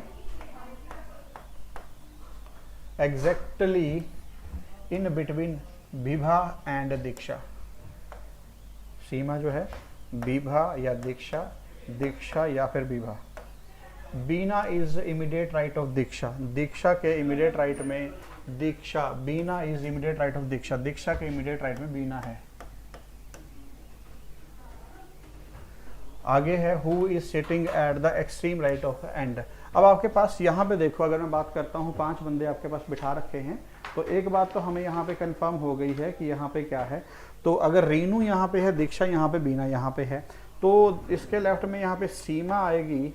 ठीक है ना, सीमा, और यहाँ पे बीनू आएगी। अब पूछा था एक्सट्रीम राइट एंड पे कौन है आपके पास? बीनू, तो डी ऑप्शन आंसर आ गया। चलो अगला क्वेश्चन क्या है, सीरीज का ये क्वेश्चन है। तो सबसे पहले क्या है, 1 का क्यूब -1, 2 का क्यूब -1, ठीक है, 3 का क्यूब -1, 4 का क्यूब, 5 का क्यूब, 6 का क्यूब, 6 क्यूब -1, 216, तो 215, डी ऑप्शन आंसर बन जाएगा। चलिए अगला क्या है आपके पास, ब्लड रिलेशन है। पूजा इज मदर ऑफ यक्कस।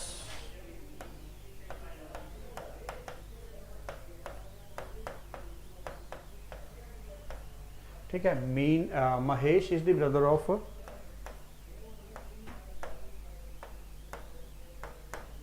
ठीक है, पूजा इज द मदर, तो मदर बना दो।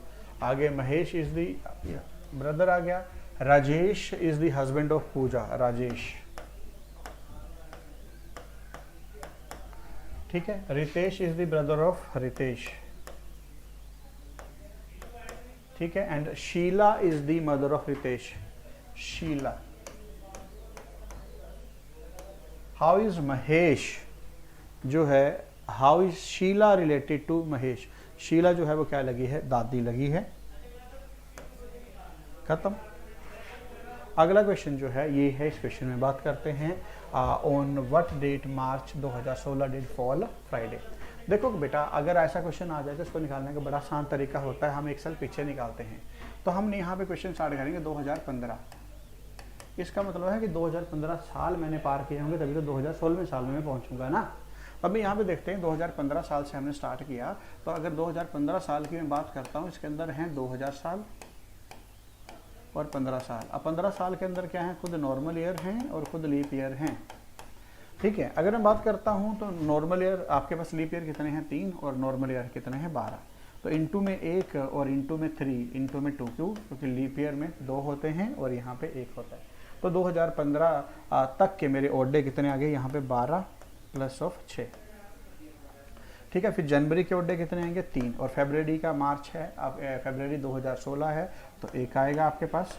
और आपके पास मार्च के कितने दिन आएंगे यहाँ पे? मार्च की पहली तारीख तक जाना है, डिवाइडेड बाय 7। तो पहला पेयर 6 और 1 7, 12 प्लस 3 15, 15 को अगर काट दिया तो 1 बचा और 1 1 2, ऑड डे कितने बचे? 2। अगर मैं यहाँ पे 2 बचे हैं तो आपके पास, आपको पता है मंडे, ट्यूसडे, वेंसडे, तो यहाँ पे स्टार्ट करना पड़ेगा फिर आपको Monday, Tuesday, Wednesday, Thursday, Friday, Saturday, है ना, ऐसे होता है। तो यहाँ 1 और 2 होता है, तो अब यहाँ पे 1 आएगा। ठीक है ना, यहाँ से मंडे से स्टार्ट होगा, मंडे, ट्यूसडे, वेंसडे, थर्सडे। ठीक है, तो 1 2 3 4, 4 को क्या आएगा फिर आपके पास? यहाँ पे फ्राइडे आएगा।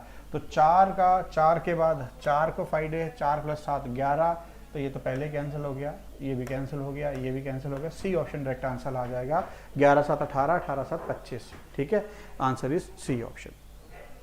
चलिए, जुड़ने के लिए बहुत बहुत धन्यवाद, thank you.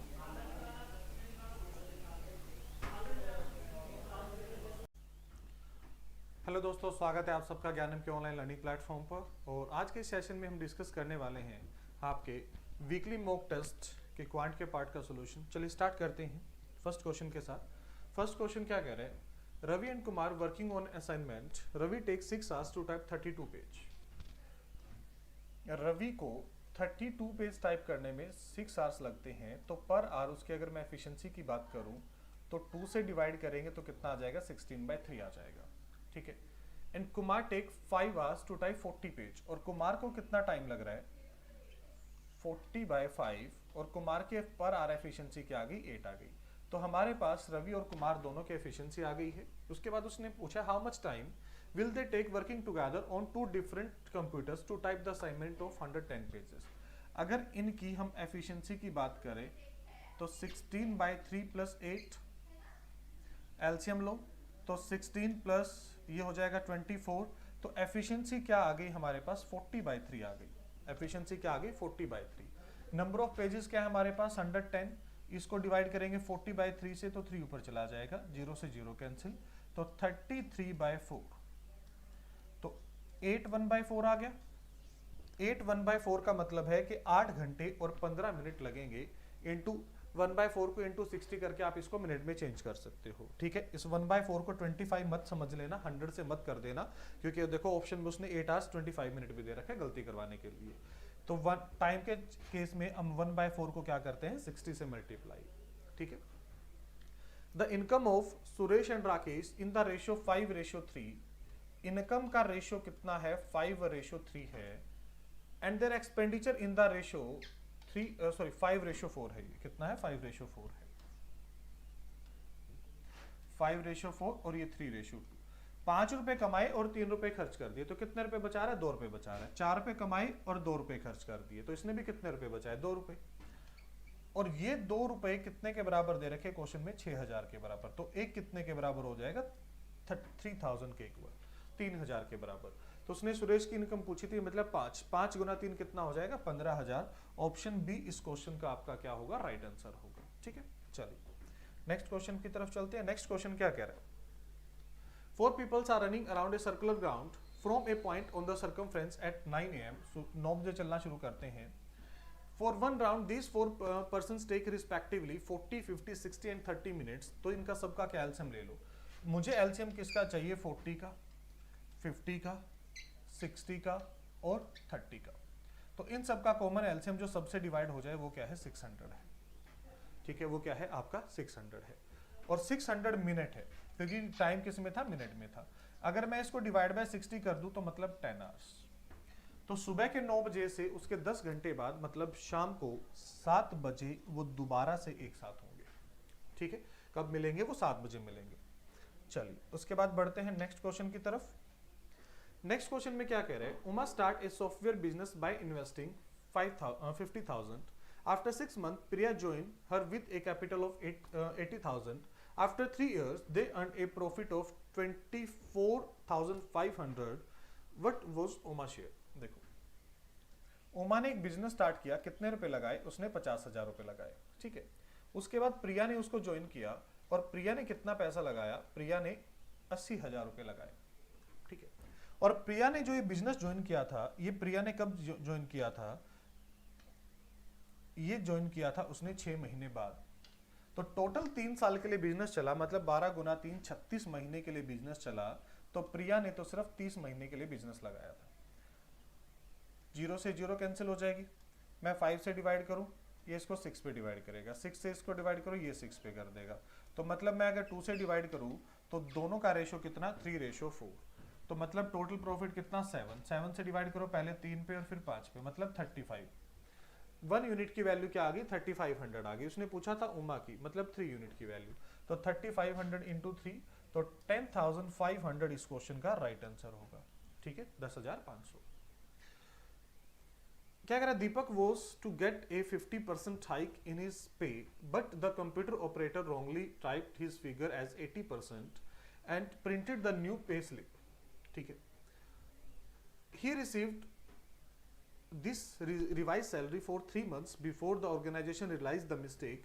What percentage of his correct new salary will get in the 4th month if the excess paid to him in the previous 3 months is to be deducted from the 4th month? क्या कह रहे हैं कि एक person है, job कर रहा है, उसका इंक्रीमेंट हुआ. ठीक है, अगर हम मान लें कि उसकी जो सैलरी थी वो 100 रुपए थी. ठीक है, कंपनी ने उसको इंक्रीमेंट दिया था 50% का. मतलब कंपनी कह रही थी कि हम आपको आपकी सैलरी कितनी करके दे रहे हैं, 150 रुपए दे रहे हैं. बट कंप्यूटर ने गलती से क्या कर दिया, इसको 80% मार्क कर दिया और उसको कितने रुपए दे दिए, 180 रुपए दे दिए. अब एक चीज बताओ, उसने 180 गुना 3 महीने तक वो सैलरी लेता रहा तो कितने रुपए उसने ज्यादा लिए हैं. उसने टोटल कितना रुपया लिया, 540 रुपए लिए. ठीक है, 540 रुपए लिए. बट अगर सही ढंग से उसको ये पैसा मिलता तो कितना मिलने वाला था, सिर्फ 150 गुना 3 450 रुपए मिलने वाले थे. मतलब उसको 90 रुपए ज्यादा मिले. ठीक है, उसको 90 रुपए ज्यादा मिल चुके हैं. अब जब 4th मंथ की सही सैलरी मिलनी थी उसमें 150 मिलने थे, 90 उसको ऑलरेडी ज्यादा मिल चुके हैं, तो उसको कितने रुपए मिलेंगे, 60 रुपीज मिलेंगे सिर्फ. ठीक है, उसको कितना सिर्फ मिलेगा, 60 मिलेगा. ठीक है, कितना मिलेगा, 60 रुपीज मिलने वाले हैं. अब ये कितने परसेंट है, इसको निकाल लो. उसको अब अपनी सैलरी का कितने परसेंट मिलने वाला है, 30 से डिवाइड किया 2/5, 5 से डिवाइड करेंगे 20, तो अब उसको सिर्फ 40% मिलेगा. 60% एक्सेस जा चुका था, वो कट जाएगा और उसको कितना मिलेगा, 40% मिलेगा. चलिए नेक्स्ट क्वेश्चन की तरफ चलते हैं. ठीक है, नेक्स्ट क्वेश्चन में क्या कह रहे हैं. At present Priya is twice of Sarika. Priya और उसकी एक फ्रेंड है सारिका. प्रिया ट्वाइस है, अगर ये एक है तो इसकी एज कितनी है, 2 है. 8 year hence the respective ratio between Priya and Sarika 22:13. 8 साल के बाद ये रेशियो हो जाता है. ठीक है, 8 साल के बाद रेशियो ये बन जाता है. अब देखो इनके बीच का डिफरेंस यहाँ कितना है, 1, और यहाँ इनके बीच का डिफरेंस कितना है. ठीक है, यहाँ इनके बीच का डिफरेंस कितना है, 9 है. तो यहाँ ऊपर भी 9 से मल्टीप्लाई कर दो, ये 18 हो जाएगा और ये 9 हो जाएगा. देखो यहाँ भी 4 से का डिफरेंस, यहाँ भी 4 का डिफरेंस, और यही 4 का डिफरेंस कितने के बराबर है, क्वेश्चन के हिसाब से 8 का है, और ये कितने के बराबर, 2 के बराबर. उसने सारिका की प्रेजेंट एज पूछी थी, तो 9 गुना 2 कितना हो जाएगा, 18 हो जाएगा. 9 × 2 18. ऑप्शन सी इस क्वेश्चन का आपका राइट आंसर होगा. चलिए उसके बाद बढ़ते हैं नेक्स्ट क्वेश्चन की तरफ.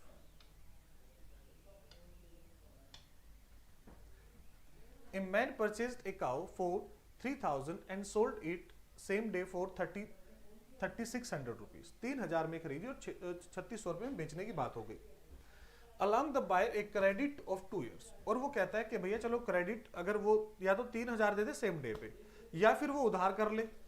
उधार कितने साल की, 2 साल की, और उसको 10%. अब देखो 10% पहले साल और 10% दूसरे साल, मतलब उसको टोटल 20% का इंटरेस्ट मिला.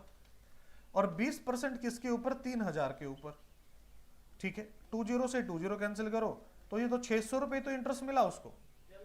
अगर वो सेम डे बेचता तब भी उसको 600 रुपए का प्रॉफिट था, 2 साल के बाद मिल रहा है तब भी 600 रुपए का प्रॉफिट है, तो उसको गेन कितने का हुआ, 0%. कोई प्रॉफिट होगा ही नहीं उसको.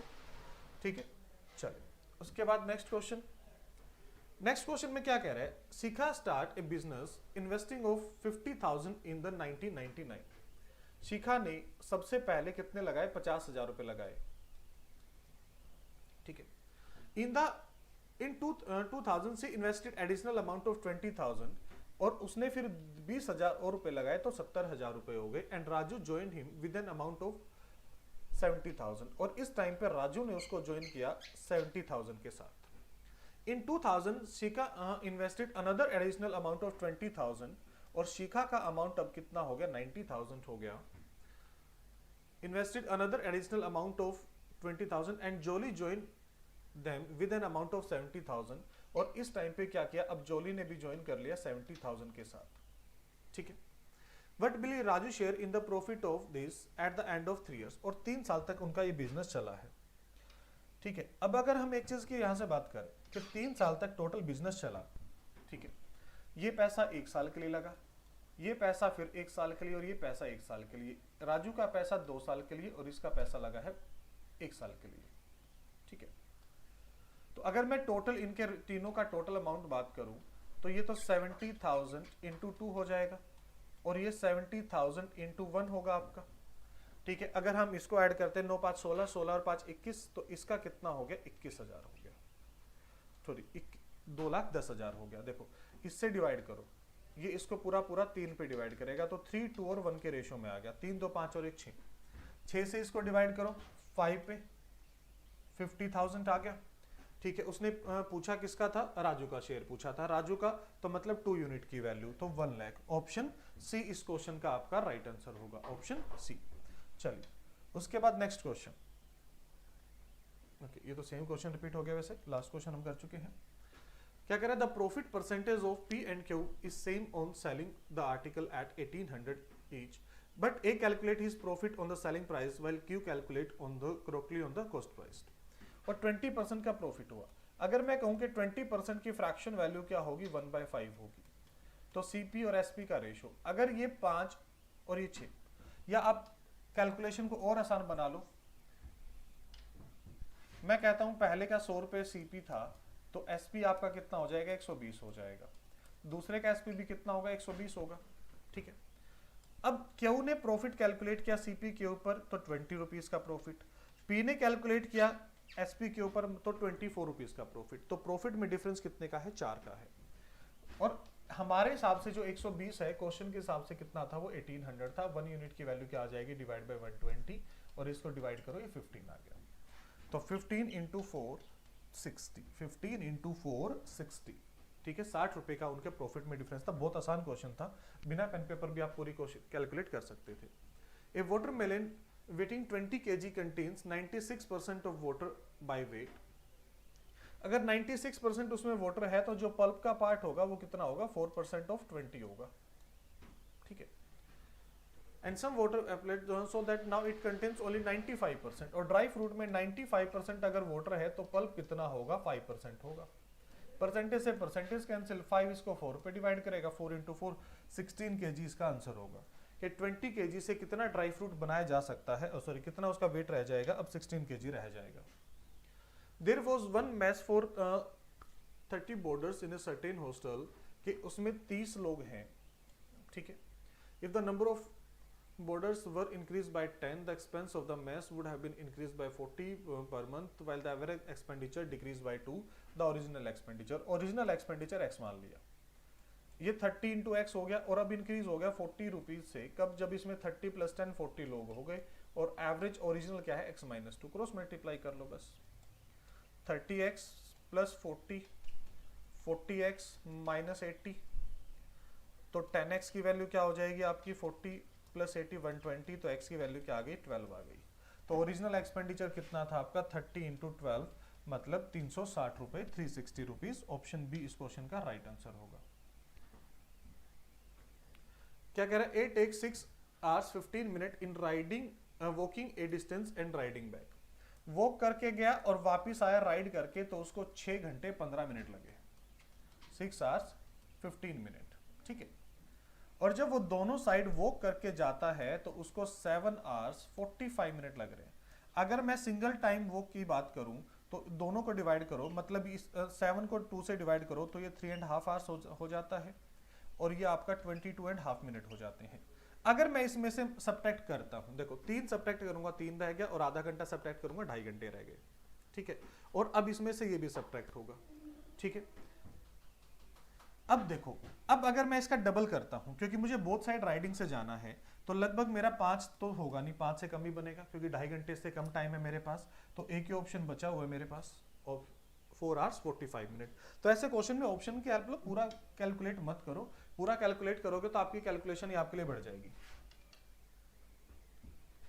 एक सेकंड, एक क्वेश्चन क्या कह रहा है, the cost of type 1 rice is 15 rupees per KG.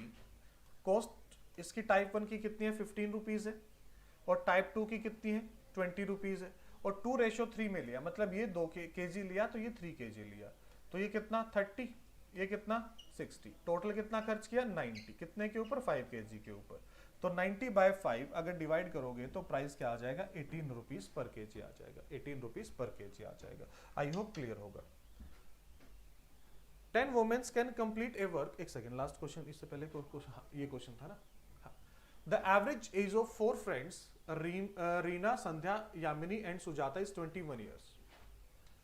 Reena, Sandhya, Yamini and Sujata 21 year है, तो 21 इंटू 4 करूंगा तो इनका जो टोटल सम है वो कितना आ जाएगा, 84 आ जाएगा। ठीक है, उसके बाद क्या कह रहा है, the sum of age of Reena and Sandhya is 14 years more than the age of Sujata. अगर सुजाता की एज में 14 ऐड कर दें, ठीक है, तो ये किसके बराबर है, रीना और संध्या की एज के बराबर है।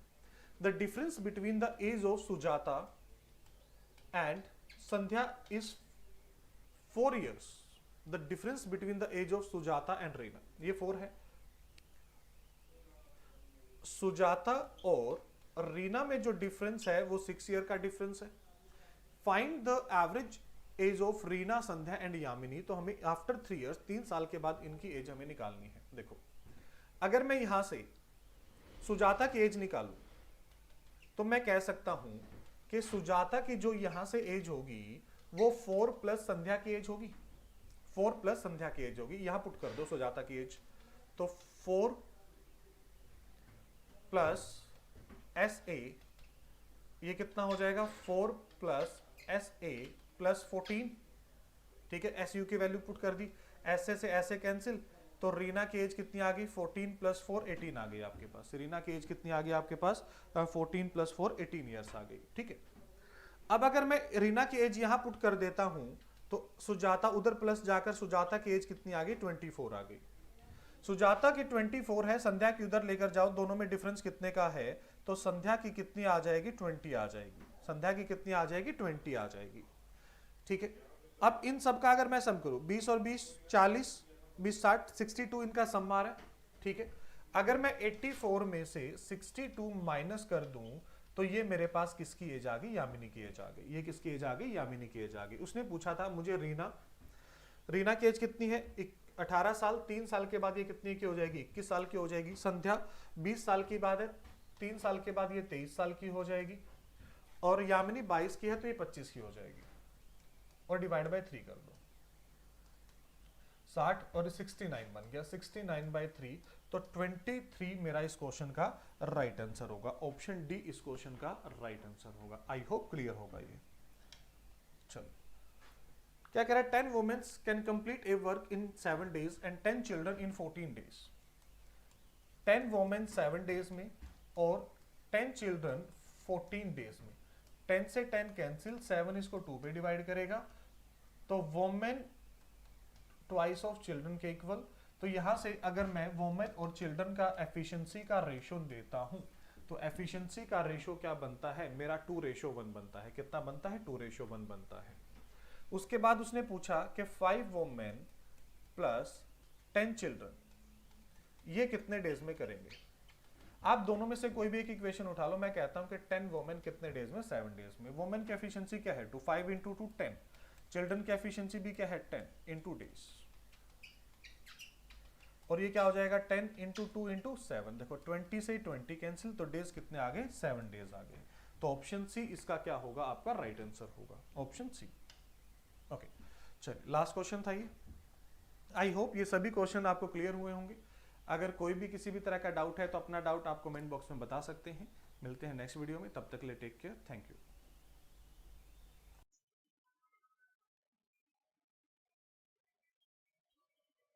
Hello everybody, welcome to this session by Gyanam. I am Piyush Sardana, your budding English language teacher. So guys, देखते हैं आपके पास मॉक में क्या आया है। यहाँ पर आपके पास फ्रेजेस आए हैं, करेक्ट बोल्ड दे रखा है, came a halt to before, तो वैसे सरासर गलत है। It should be came to a halt before, came to a halt before, ये हो जाएगा आपका answer B, bye. Do you know who she is going to marry? Do you know whom she is going to marry? किसको शादी कर रही। I took the cycle which he has bought yesterday, मैं वो साइकिल आया जो कल खरीदा है कि खरीदा था, खरीदा था। तो अब देखिए जरा, आपके पास आ गया which he had bought yesterday, which he bought yesterday।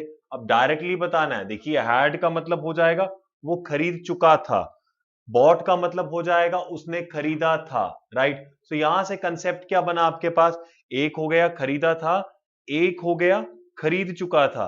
तो इतना तो पता है कि मुझे ओवर कॉन्फिडेंस नहीं लाना, ये तो वो साइकोलॉजी में खरीद चुका था जो कल खरीदा था, तो बॉट हो जाएगा। Even the people in authority agree that corruption has become today's order. अब ये टुडे लिविंग है कि नॉन लिविंग है, सर लिविंग है, तो टुडेज ऑर्डर बन जाएगा the order of the day, आज का order. harassed by repeated acts of injustice is decided to put his foot down।